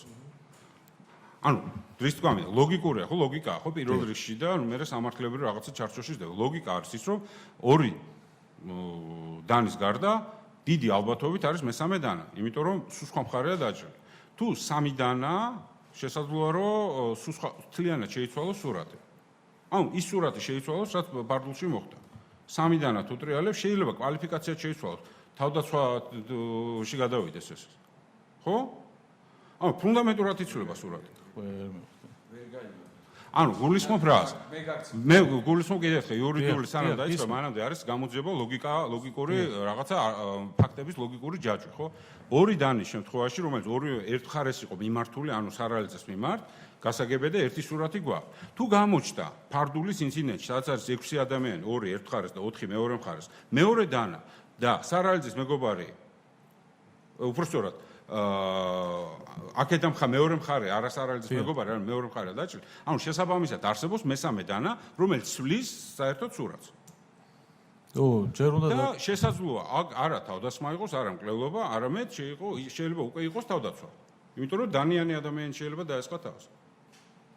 მესამე დანის არსებობამ შესაძლოა ესეთი თუ არ თვლით რომ ეს შესაძლოა ამდენად მნიშვნელოვანი შეცვალოს. მოგახსენებთ საქმე კიდევ ერთხელ განმეორდებული საქმეზე ჩატარებული გამოძიებით დადგენილი იქნა ორი დანა საქმეზე მოპოვებული ფაქტობრივი გარემოებით არანაირად მესამე დანა არ დგინდება არ დადგინდა ჩვენებები და ჩატარებული გამოძიებით ხოლო ჩვენ თუ წავალთ იმით მიმართულებით რომ რა შეცვლის თუ იქნება მაგის მტკიცებულება და თუ გამოიკვეთება ახალი გარემოება თქმა უნდა შეიძლება რაღაც კონკრეტული გარემოება შეცვალოს გასაგებია მე მესმის რომ თქვენ ასე ვთქვათ ფორმალურ პასუხს მაძლევთ იქიდან გამომდინარე საბოლოო ჯამში რამასალა მე ამბობ იმას რომ ამ ვერსიას არსებული გარემოებიდან გამომდინარე იმიტომ რომ ამ ვერსიის იმ ეჭვებს რომელიც ასევე ჩდება არსებულ შეკრული მოძიებული ინფორმაციიდან გამომდინარე არის ლეგიტიმური ეჭვის საფუძველი რომ ეს ის ვერსია არ იყოს რომელიც სინამდვილეში მოხდა იმიტომ რომ არსებობს მესამე დანის არსებობა და ამის უარყოფის ასევე დამადასტურებელიც არ არის უბრალოდ დანა არ აღმოჩნდა არ ნიშნავს რომ დანა არ იყო დანა უბრალოდ ვერ აღმოვაჩინეთ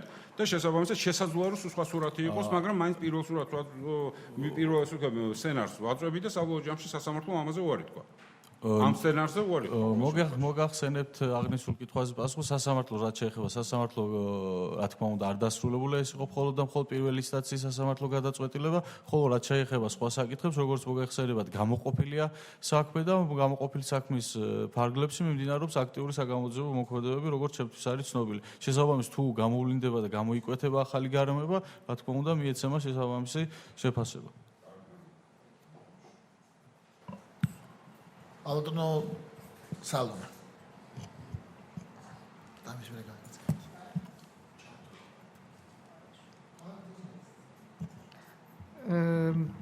თქვენ ახსენეთ, რომ ყველა შესაძლო ღონისძიება იქნა ჩატარებული. ამ დროს ორ სხვადასხვა რამეს ამბობთ კიდე. ერთი რომ შემჭიდროებული დრო ჰქონდათ ამ ყველაფრისთვის, გამომდინარე იქიდან რომ არასრულწლოვნები არიან და 40 დღე გაქვთ.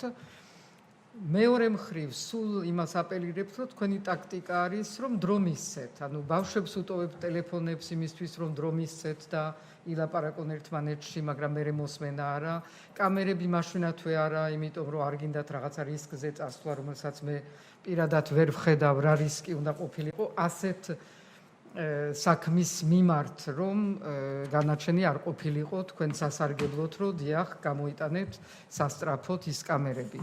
თქვენ არ სარგებლობთ ამ კამერებით, რომ მოხდეს იდენტიფიკაცია ადამიანების პირველ რიგში იმ მოწმეებთან, რომლებიც არიან თვითმხილველები და იმ პირველ სართულზე არსებული ფერმერთა ასოციაციიდან ქალბატონები, რომლებიც იყურებიან პირდაპირ ფარდულის მიმართულებით და ყველაფერს ხედავენ, იმათ ვერ აჩვენებთ კამერებიდან ამოღებულ კადრებს იმისთვის, რომ ამოიცნონ, სანამ კიდევ ახსოვთ კარგად, რომ ამოიცნონ ისა. ანუ სად ჩანს, რომ ყველა შესაძლო ღონისძიება ეს განცხადება არის და კარგი განცხადება, მაგრამ რეალურად ფაქტობრივად ყველა ეტაპზე ჩანს, რომ არ არის ყველა შესაძლო ღონისძიება გამოყენებული. ყველაფერი არის გადავადებული.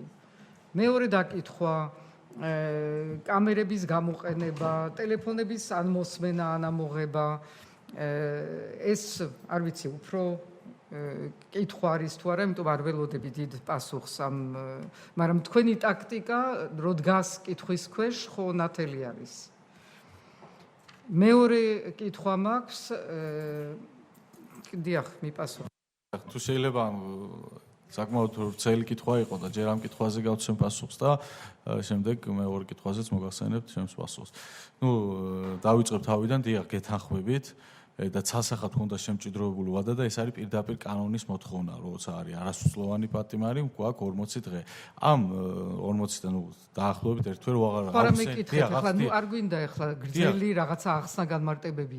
მეკითხეთ, რომ უпростоრედ გითხარით, რომ არალოგიკური არის, რომ აპელირებთ ერთი მხრივ იმაზე, რომ არის შეჭიდროებული ვადები და ამავე დროს ყველა ღონისძიებაში ჩვენ ვამჩნევთ ის და თქვენს გვეუბნებით მერე, რომ ტაქტიკიდან გამომდინარე, თქვენ გადაწყვიტეთ, რომ არა, შემდეგი შეკითხვა იყო 3 კვირის მერე, ტელეფონები მერე იყოს ამოღებული, დაუტოვოთ და იმათმა ისაუბრონ, ერთი რატომ ვტოვებთ მათ საშუალებას, რომ შეათანხმონ ვერსიები, ეს არ ვიცი.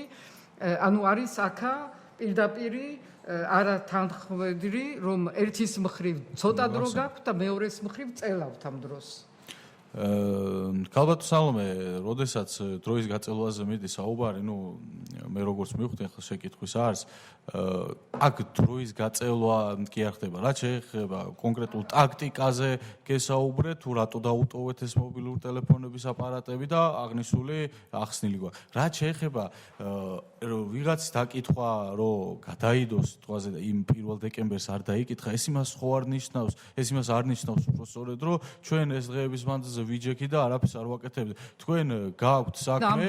ამბობთ რამდენიმეჯერ ტაქტიკას, ამიტომ ვახსენე, რომ ტაქტიკას აპელირებთ და ამბობთ, რომ მაგალითად იორდანიშვილის შემთხვევაში ჯობდა და ეს ვერც საერთოდ ვერ გავიგე, რას გვეუბნებით, ჯობდა რომ მაშინვე აღარ დაგეკითხათ და დაგეტოვათ რაღაცა დრო, რისთვის ვერ გავიგე, რომ უფრო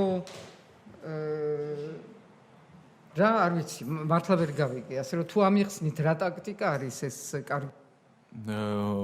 მოგახსენებთ ქალბატონო სალომე, გავაგრძელებ კითხვაზე პასუხს. თითქმის ყოველ დღე გამოძიების ეტაპზე იკითხებოდნენ მოწმეები. მე შემიძლია გაგაცნოთ თან წამოღებული ყოველდღიურად რა ტარდება. დიდი ბოდიში უკაცრავად ცოტა დრო არის და სხვებიც კითხვები არის კიდე. მე აღარ მინდა რომ გამიმეოროთ ის რაც უკვე ვიცით. მე გეკითხებით იმაზე რომ არის არათანხმდრა იმ თქვენის მიერ ნათქვამი რომ ცოტა დრო ქონდა 40 დღე ქონდა და ამავე დროს ის რომ თქვენ რამოდენიმე თქვენს მიერ დასახელებული ტაქტიკა იმაში მდგომარეობს რომ თქვენ გადაავადეთ ზოგიერთი ღონისძიებები ეს არის მთავარი მოგახსენეთ ქალბატონ სალომე არა დეტალურად მე შევეცდები ახლა რომ მაქსიმალურად მივხვდი თქვენი კითხვის არს და შევეცდები რომ მაქსიმალურად გაგცეთ პასუხი რომ დიახ მე ესე ვთქვათ რომ ყველასთვის იყოს ნათელი რაზე ვსაუბრობ ჩვენ როცა ვსაუბრობთ იმას რომ ტელეფონების ამოღება გადავდეთ იმიტომ რომ ეს იყო საგამოძიებო ტაქტიკა ეხო გასაგები არის ეს რომ გადავდეთ ეს იმას ხო არ ნიშნავს რომ ტელეფონი რო არ ამოვიღეთ იმ დღეებში არაფერს არ ვაკეთებთ გადაუდებელ საგამოძიებო მოქმედებას ვატარებ და ანუ მე ვერ მივხვდი გაწელვაში რას გულიყო ჩვენ ეს არ ამოვიღეთ სიტყვაზე 1 დეკემბერს იმიტომ რომ მოეხდინათ ამ ინფორმაციის გასვლა და ამოვიღეთ 14 დეკემბერს ამ შემთხვევაში დრო რა შუაში არის ჩვენ ის დრო რომელიც უნდა დაგვეთმო ტელეფონის გიპასუხებ თქვენ კითხვაზე გასაგები არის ის დრო რომელიც ტელეფონის ამოღებას სჭირდებოდა სიტყვაზე თუ მაგ ლოგიკით მივყვებით აგერ წამოღებული მაქვს ყოველდღიურად საგამოძიებო თქვენ დროზე კი არ ვლაპარაკობ რომ რაღაც არაფერს არ აკეთებთ ამ დროს და რაღაცა უსაქმურად ხართ მე ამას კი არ ვამბობ დარწმუნებული ვარ რომ ყველანი იყავით ძალიან დატვირთული ყოველ დღე მე სხვა რამეს ვამბობ რომ რაღაცების შქარა გაკეთება იმისთვის რომ მიიღოთ მეტი და უფრო სანდო ინფორმაცია ვიდრე დალოდება და სამი კვირის მერე მიიღება ცოტა არასწორი და ნახევრად დავიწყებული ინფორმაციის ამ დროს დაკარგვაზე ვლაპარაკობ იმ დროს როცა იცით რომ გაქვთ გარკვეული მაგრამ გადავალ ხა მეორე კითხვაზე მესმის რომ ამაზე არ მივიღებ პასუხი უცემელი თუ შეიძლება გაგცემთ პასუხს რაც შეეხება თქვენ ბრძანეთ რომ იქ მონაწილე თვითმხილველებზე უფრო სწორედ რომ კამერებისთვის რო ეყურებინა და რომ ამოეცნოთ არც ერთი მოწვე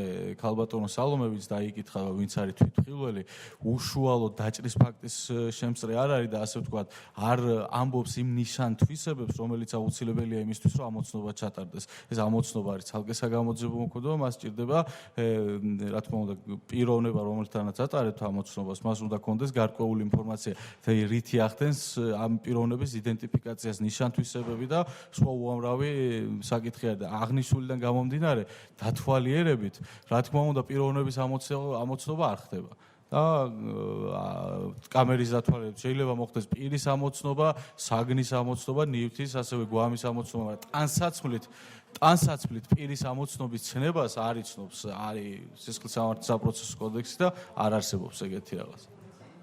ტანსაცმლით პირის ამოცნობას ამ მსგავსი ნიშან-თვისებები თუ პირდაპირ არ გეუბნებათ სიმაღლე ან სახის მოყვანილობას ან რაღაც ისეთ განსაკუთრებულ განმასხვავებელ ნიშანს, რითაც შეუძლია ის სხვა პიროვნებისგან განასხვავოს. ამ შემთხვევაში ხდება ზუსტად ამოცნობა. ხალბატონ სალომე მეორე კითხვა მაქვს თქვენ ლაპარაკობთ მოусმინოთ ხალბატონ სალომეს ასევე იმაზე რომ ფაქტობრივი გარემოებები არის ის რაც თქვენ გაძლევთ საშუალებას რომ გამოძიება ატაროთ და დასკვნები გააკეთოთ კალანდიაზე MK-ზე ის ფაქტი რომ მამამისი არის აქტიურად ჩართული გადამალვაში თვითონ იძლევა მითითებებს თუ როგორ უნდა გადაყარონ ეს სიმკარტები მისი შვილის და გჯსი გადამალვა და ასე შემდეგ. რატო ხდება ეს ყველაფერი? ეს არ არის ფაქტობრივი გარემოება, როცა MK ვითომც არაფერში არ არის დამნაშავე და მხოლოდ იმისთვის რომ მეგობარს დაეხმარონ, ხდება ეს დანაშაული. როცა კალანდია თვითონ არის, მე მგონი გაცნობიერებული ამ საკითხებში, რომელ კალანდიაზე მეკითხებით? მამა ხომ მონაწილეობს აქტიურად გადამალვაში. კალანდიას, თენგის კალანდიას წარდგენილი აქვს ბრალდება და არა, ბრალდებაზე მე არ ვლაპარაკობ, ლოგიკაზე ვლაპარაკობ, თქვენი ვერსიების ლოგიკაზე. აქ არის სრულიად უდანაშაულო ერთ-ერთი ადამიანი, რომელიც ყველგან არის, მაგრამ არაფერი ბრალი არ აქვს და მამამისი და მისი ძმა ძალიან აქტიურად მონაწილეობენ იმაში, რომ გადამალულიყვნენ ეს ბავშვები, რომ სიმკარტები, ტანსაცმელი გაირეცხოს და ასე შემდეგ. ეს თქვენ როგორ გეჩვენებათ? ლოგიკურად? მოკლედ მე ჯდება თქვენ ვერსიაში. ვერ მივხვდი, მაგრამ მოკზე თუ საუბრობთ, ნოკარი ბრალდებული ამ შემთხვევაში. არა, ვერ მივხვდით აზრს. თუ შეიძლება გამიმეორდეს შეკითხვა, ანუ კი ვერ მივხვდი.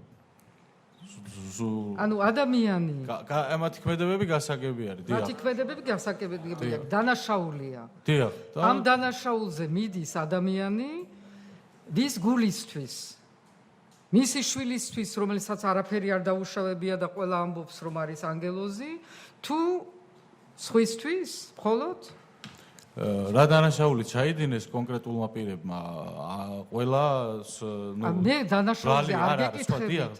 აღნიშნულ თქვენ და რამდენად თქვენ ვერსიაში ამას შეაქვს რაღაცა კითხვის ნიშანი თუ არა? ჩემი ვერსია, ჩემი ლოგიკა გამომდინარეობს საიდან? საქმიდან გამომდინარე მოპოვებული. საქმიდან გელაპარაკებით.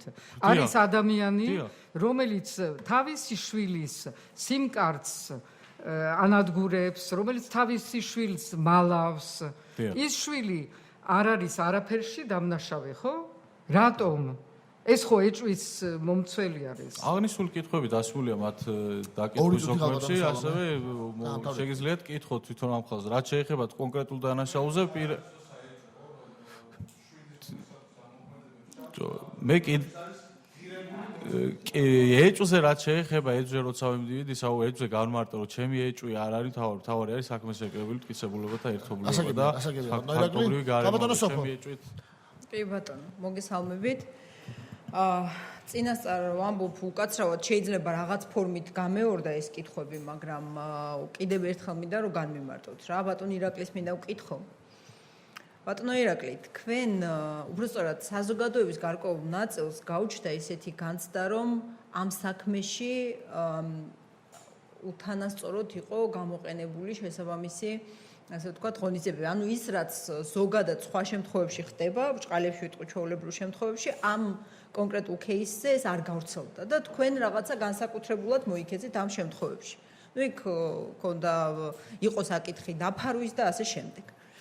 თქვენი აზრი მაინტერესებს. თქვენ რა ღონისძიებებიც გაატარეთ? მათ შორის ისეთი, რომ თქვათ გამოკითხეთ კონკრეტული ადამიანები, თუმცა შემდეგ თქვათ იქ ესე ვთქვათ კონკრეტულ ფორმალურ დაკითხვას აღარ ქონდა შემდეგ ადგილი, თქვათ კონკრეტული ადამიანები დაკითხეთ, კონკრეტული არა, რაღაცეები ამოიღეთ, რაღაცეები არა, აი ესეთი ტიპის ღონისძიებებს გულისხმობ. არის თუ არა ეს ზოგადი სტანდარტი ჩვენი პოლიციისთვის, ანუ ყველა შემთხვევაში ასე იქცევით? აი ეს კითხვა თქვენ და ბატონ შალვას მინდა კიდევ ვკითხო. ბატონ შალვა, თქვენ როგორც დეპარტამენტის ხელმძღვანელი ნახეთ რაიმე ხარვეზი ამ კონკრეტულ кейსში? ანუ ამ საქმეში რაიმე ხარვეზებს, პროცედურულ ხარვეზებს, საგამოძიებო ხარვეზებს ქონდა ადგილი? თქვენი პასუხი მაინტერესებს. გალბატონო, მოდის აი ბოლოს ვერ გავიგე კითხვა. თქვენ რა სტანდარტის ესე იქცევით ანუ რა კუთხით? ანუ თქვენ მიდგომა ამ კონკრეტულ кейსზე საგამოძიებო მოქმედებების კუთხით იგივე ქონდათ რაც სხვა кейსებში, რაც სხვა შემთხვევებში? დიახ, მოგახსენებთ, ნუ ყველა სისხლსამართლე საქმე არ გავს, რა თქმა უნდა, ერთმანეთს, ყველა შემთხვევა არ გავს ერთმანეთს. კონკრეტული საქმიდან გამომდინარე, იგეგმება კონკრეტული სტრატეგია. ასევე ეს სტრატეგიები, ნუ შეიძლება უამრავი არსებობდეს და თითოეულ სტრატეგიას აქვს თავისი დადებითი და უარყოფითი მხარეები. როგორც მოგახსენეთ, ეს არ არის პირველი მკვლელობის საქმე, რომელიც პირადად მე ან ჩვენმა დეპარტამენტმა ჩვენმა განყოფილებამ გამოიძინა. ჩვენ ვართ უშუალოდ ეგრეთ წოდებული მკვლელობების განყოფილება და ვახორციელებთ გამოძიებას თბილისის მასშტაბით მომხდარ მკვლელობებზე. ასე რომ კონკრეტულ საქმეზე რა თქმა უნდა საქმის ინტერესებიდან გამომდინარე ხდება იმ ოპერატიულ საგამოძიებო ქმედებების გატარება, რომელსაც მივიჩნევთ საჭირო და რომელიც საჭიროა იმისთვის, რომ ჩატარდეს ეფექტური გამოძიება და ამ შემთხვევაში მე პირადად მიმაჩნია, რომ იმ მცირე დროის მონაკვეთში რაც გქონდა ჩვენ გამოძიებისთვის, რაც გავაკეთეთ ყველაფერი იმისთვის, რომ დაგვედგინა და მიგვეცა პასუხისგებაში პირები და ასევე მოგეხსენებათ, რომ მიცემულია 7 პირი იმერთვის გამოძიების ფარგლებში პასუხისგებაში. ანუ ცოტა სხვაგვარად რო გითხოთ, ან დავაზუსტო.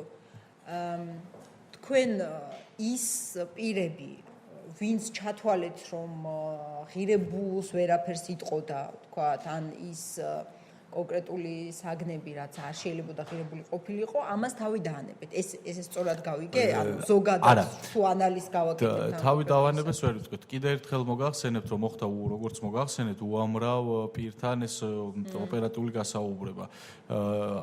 როგორც თქვენთვის არის ცნობილი, დაიკითხა და გამოიკითხა მოცემული სისხლის სამართლის საქმეზე 119 მოწმე. აღნიშნული შემდეგ გამოიყო საქმე. ზუსტად იმიტომ გამოიყო, რომ ეს საქმე ვინაიდან ერთი თვის ვადაში დაჩქარებულ კანონიდან გამომდინარე დაჩქარებულ რეჟიმში რაც შეგვეძლო და მე მგონია რომ ძალიან ბევრი გაკეთდა და როცა მოვიდა საქმის სასამართლოში გაშვების დრო რა თქმა უნდა ეს საქმე გაუშვით სასამართლოში არსებით განხილვაზე სხვა რამის უფლება ჩვენ კანონი არ გვაძლევდა თუმცა ამავდროულად მოხდა სისხლის სამართლის საქმის გამოყოფა დაუდგენელი პირების მიმართ ზუსტად ამ საქმის ფარგლებში უნდა მომხდარიყო ანუ თუ სწორი დასკვნა გამოვიტანე რა არის თქვენს გეკითხებით რომ გადავამოწმო ესე ვთქვათ რა ის საკითხები რამსაც შეიძლებოდა ანუ ის მოწმეები მაგალითად ხო ვისაც შეიძლებოდა რაიმე მნიშვნელოვანი ღირებული ინფორმაცია ქონოდათ ესენი ყველანი დააჯგუფეთ და ესე ვთქვათ შესაბამისი პროცედურული ნაბიჯები გადადგით და ის ვინც ჩათვალეთ რომ ვთქვათ არ იყო მნიშვნელოვანი ინფორმაციის მატარებელი ან კიდე ახალს რამეს არ მოიტანდა ესენი ვთქვათ იმათ მიმართ შემდეგ აღარ გააგრძელეთ პროცედურულად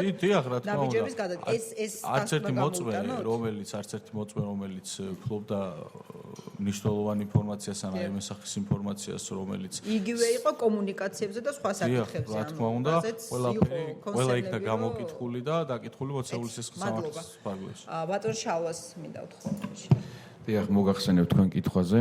რაც შეეხება ხარვესთან დაკავშირებით, ეგან ბატონ მამუკასაც გავეცი პასუხი. აღნიშნულ საკითხს. დიახ, კიდევ მოგახსენებთ, არ არის პრობლემა.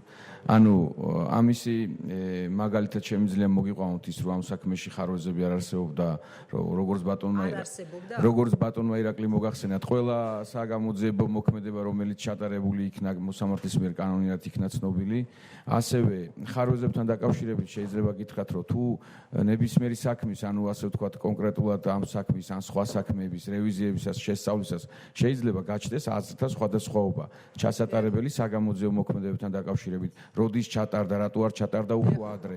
ასეთი შემთხვევა დღეს ამ საქმესთან დაკავშირებით გაჩნდა, სწორედ ამიტომ ვარ და გცემთ პასუხს, დიახ. აი ეს არის ჩემი პასუხი, დიახ. ანუ თქვენ ხარვეზები ვერ დიახ.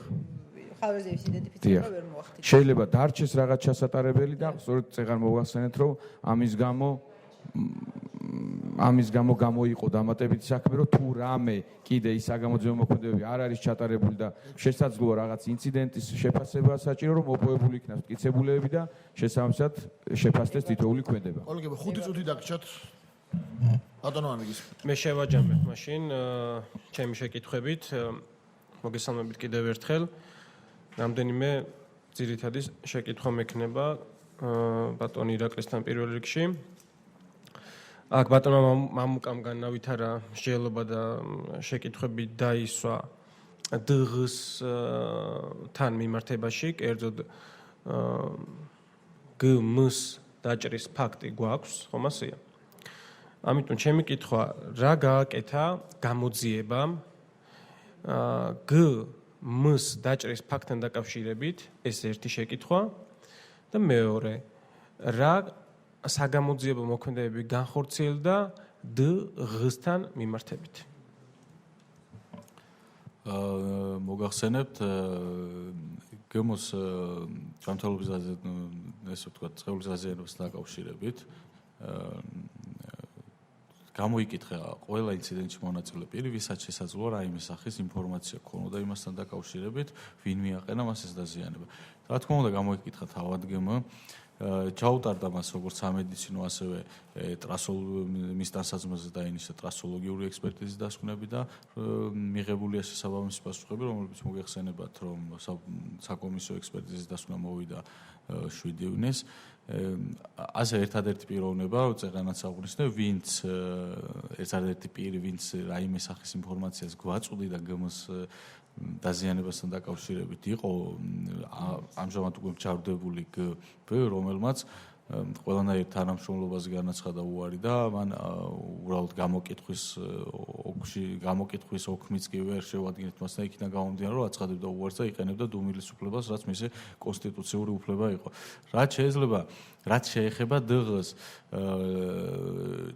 ჩატარდა დღს ბინის ჩხრეკა, ასევე გამოიკითხა უფრო სწორედ დღ, ამოღებული იქნა ის ტანსაცმელი, რომელიც ეცვა მას 2017 წლის 1 დეკემბერს ინციდენტის და მომხდარი მკვლელობის დროს.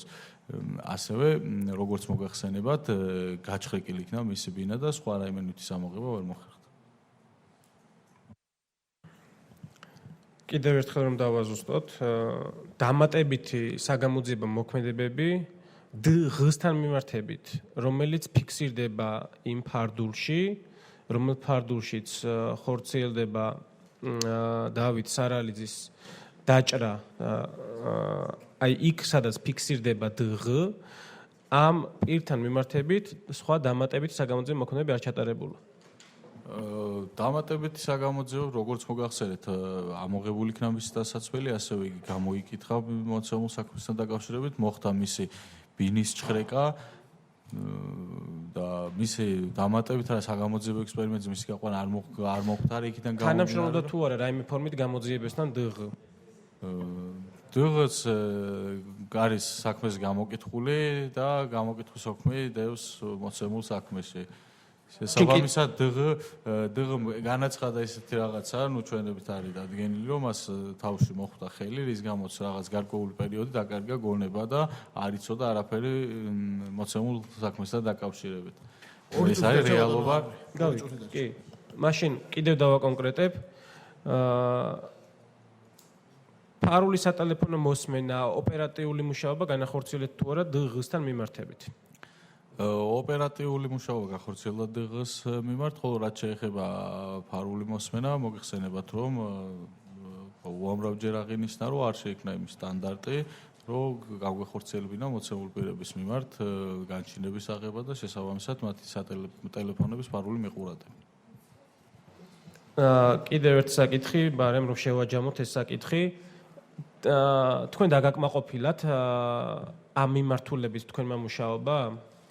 აი, ამ ეპიზოდთან მიმართებაში, მიუხედავად იმისა, რომ პირობითად ამბობთ, რომ სტანდარტი არ გქონდათ. კიდევ შეგეძლოთ თუ არა რაიმე გაგეკეთებინათ და ფიქრობთ, რომ ვერ გააკეთეთ ან არ გააკეთეთ ან შეგეშალათ ან შეცდომა იყო და ასე შემდეგ. რას ფიქრობთ? მოგახსენებთ, ბატონო ანდრე, მოცემულ საქმიდან ზუსტად იმიტომ გამოიყო სისხლის სამართლის საქმე, რომ გაგრძელებულიყო გამოძიება, რაც ვერ მოვასწარეთ ერთი თვის მანძილზე.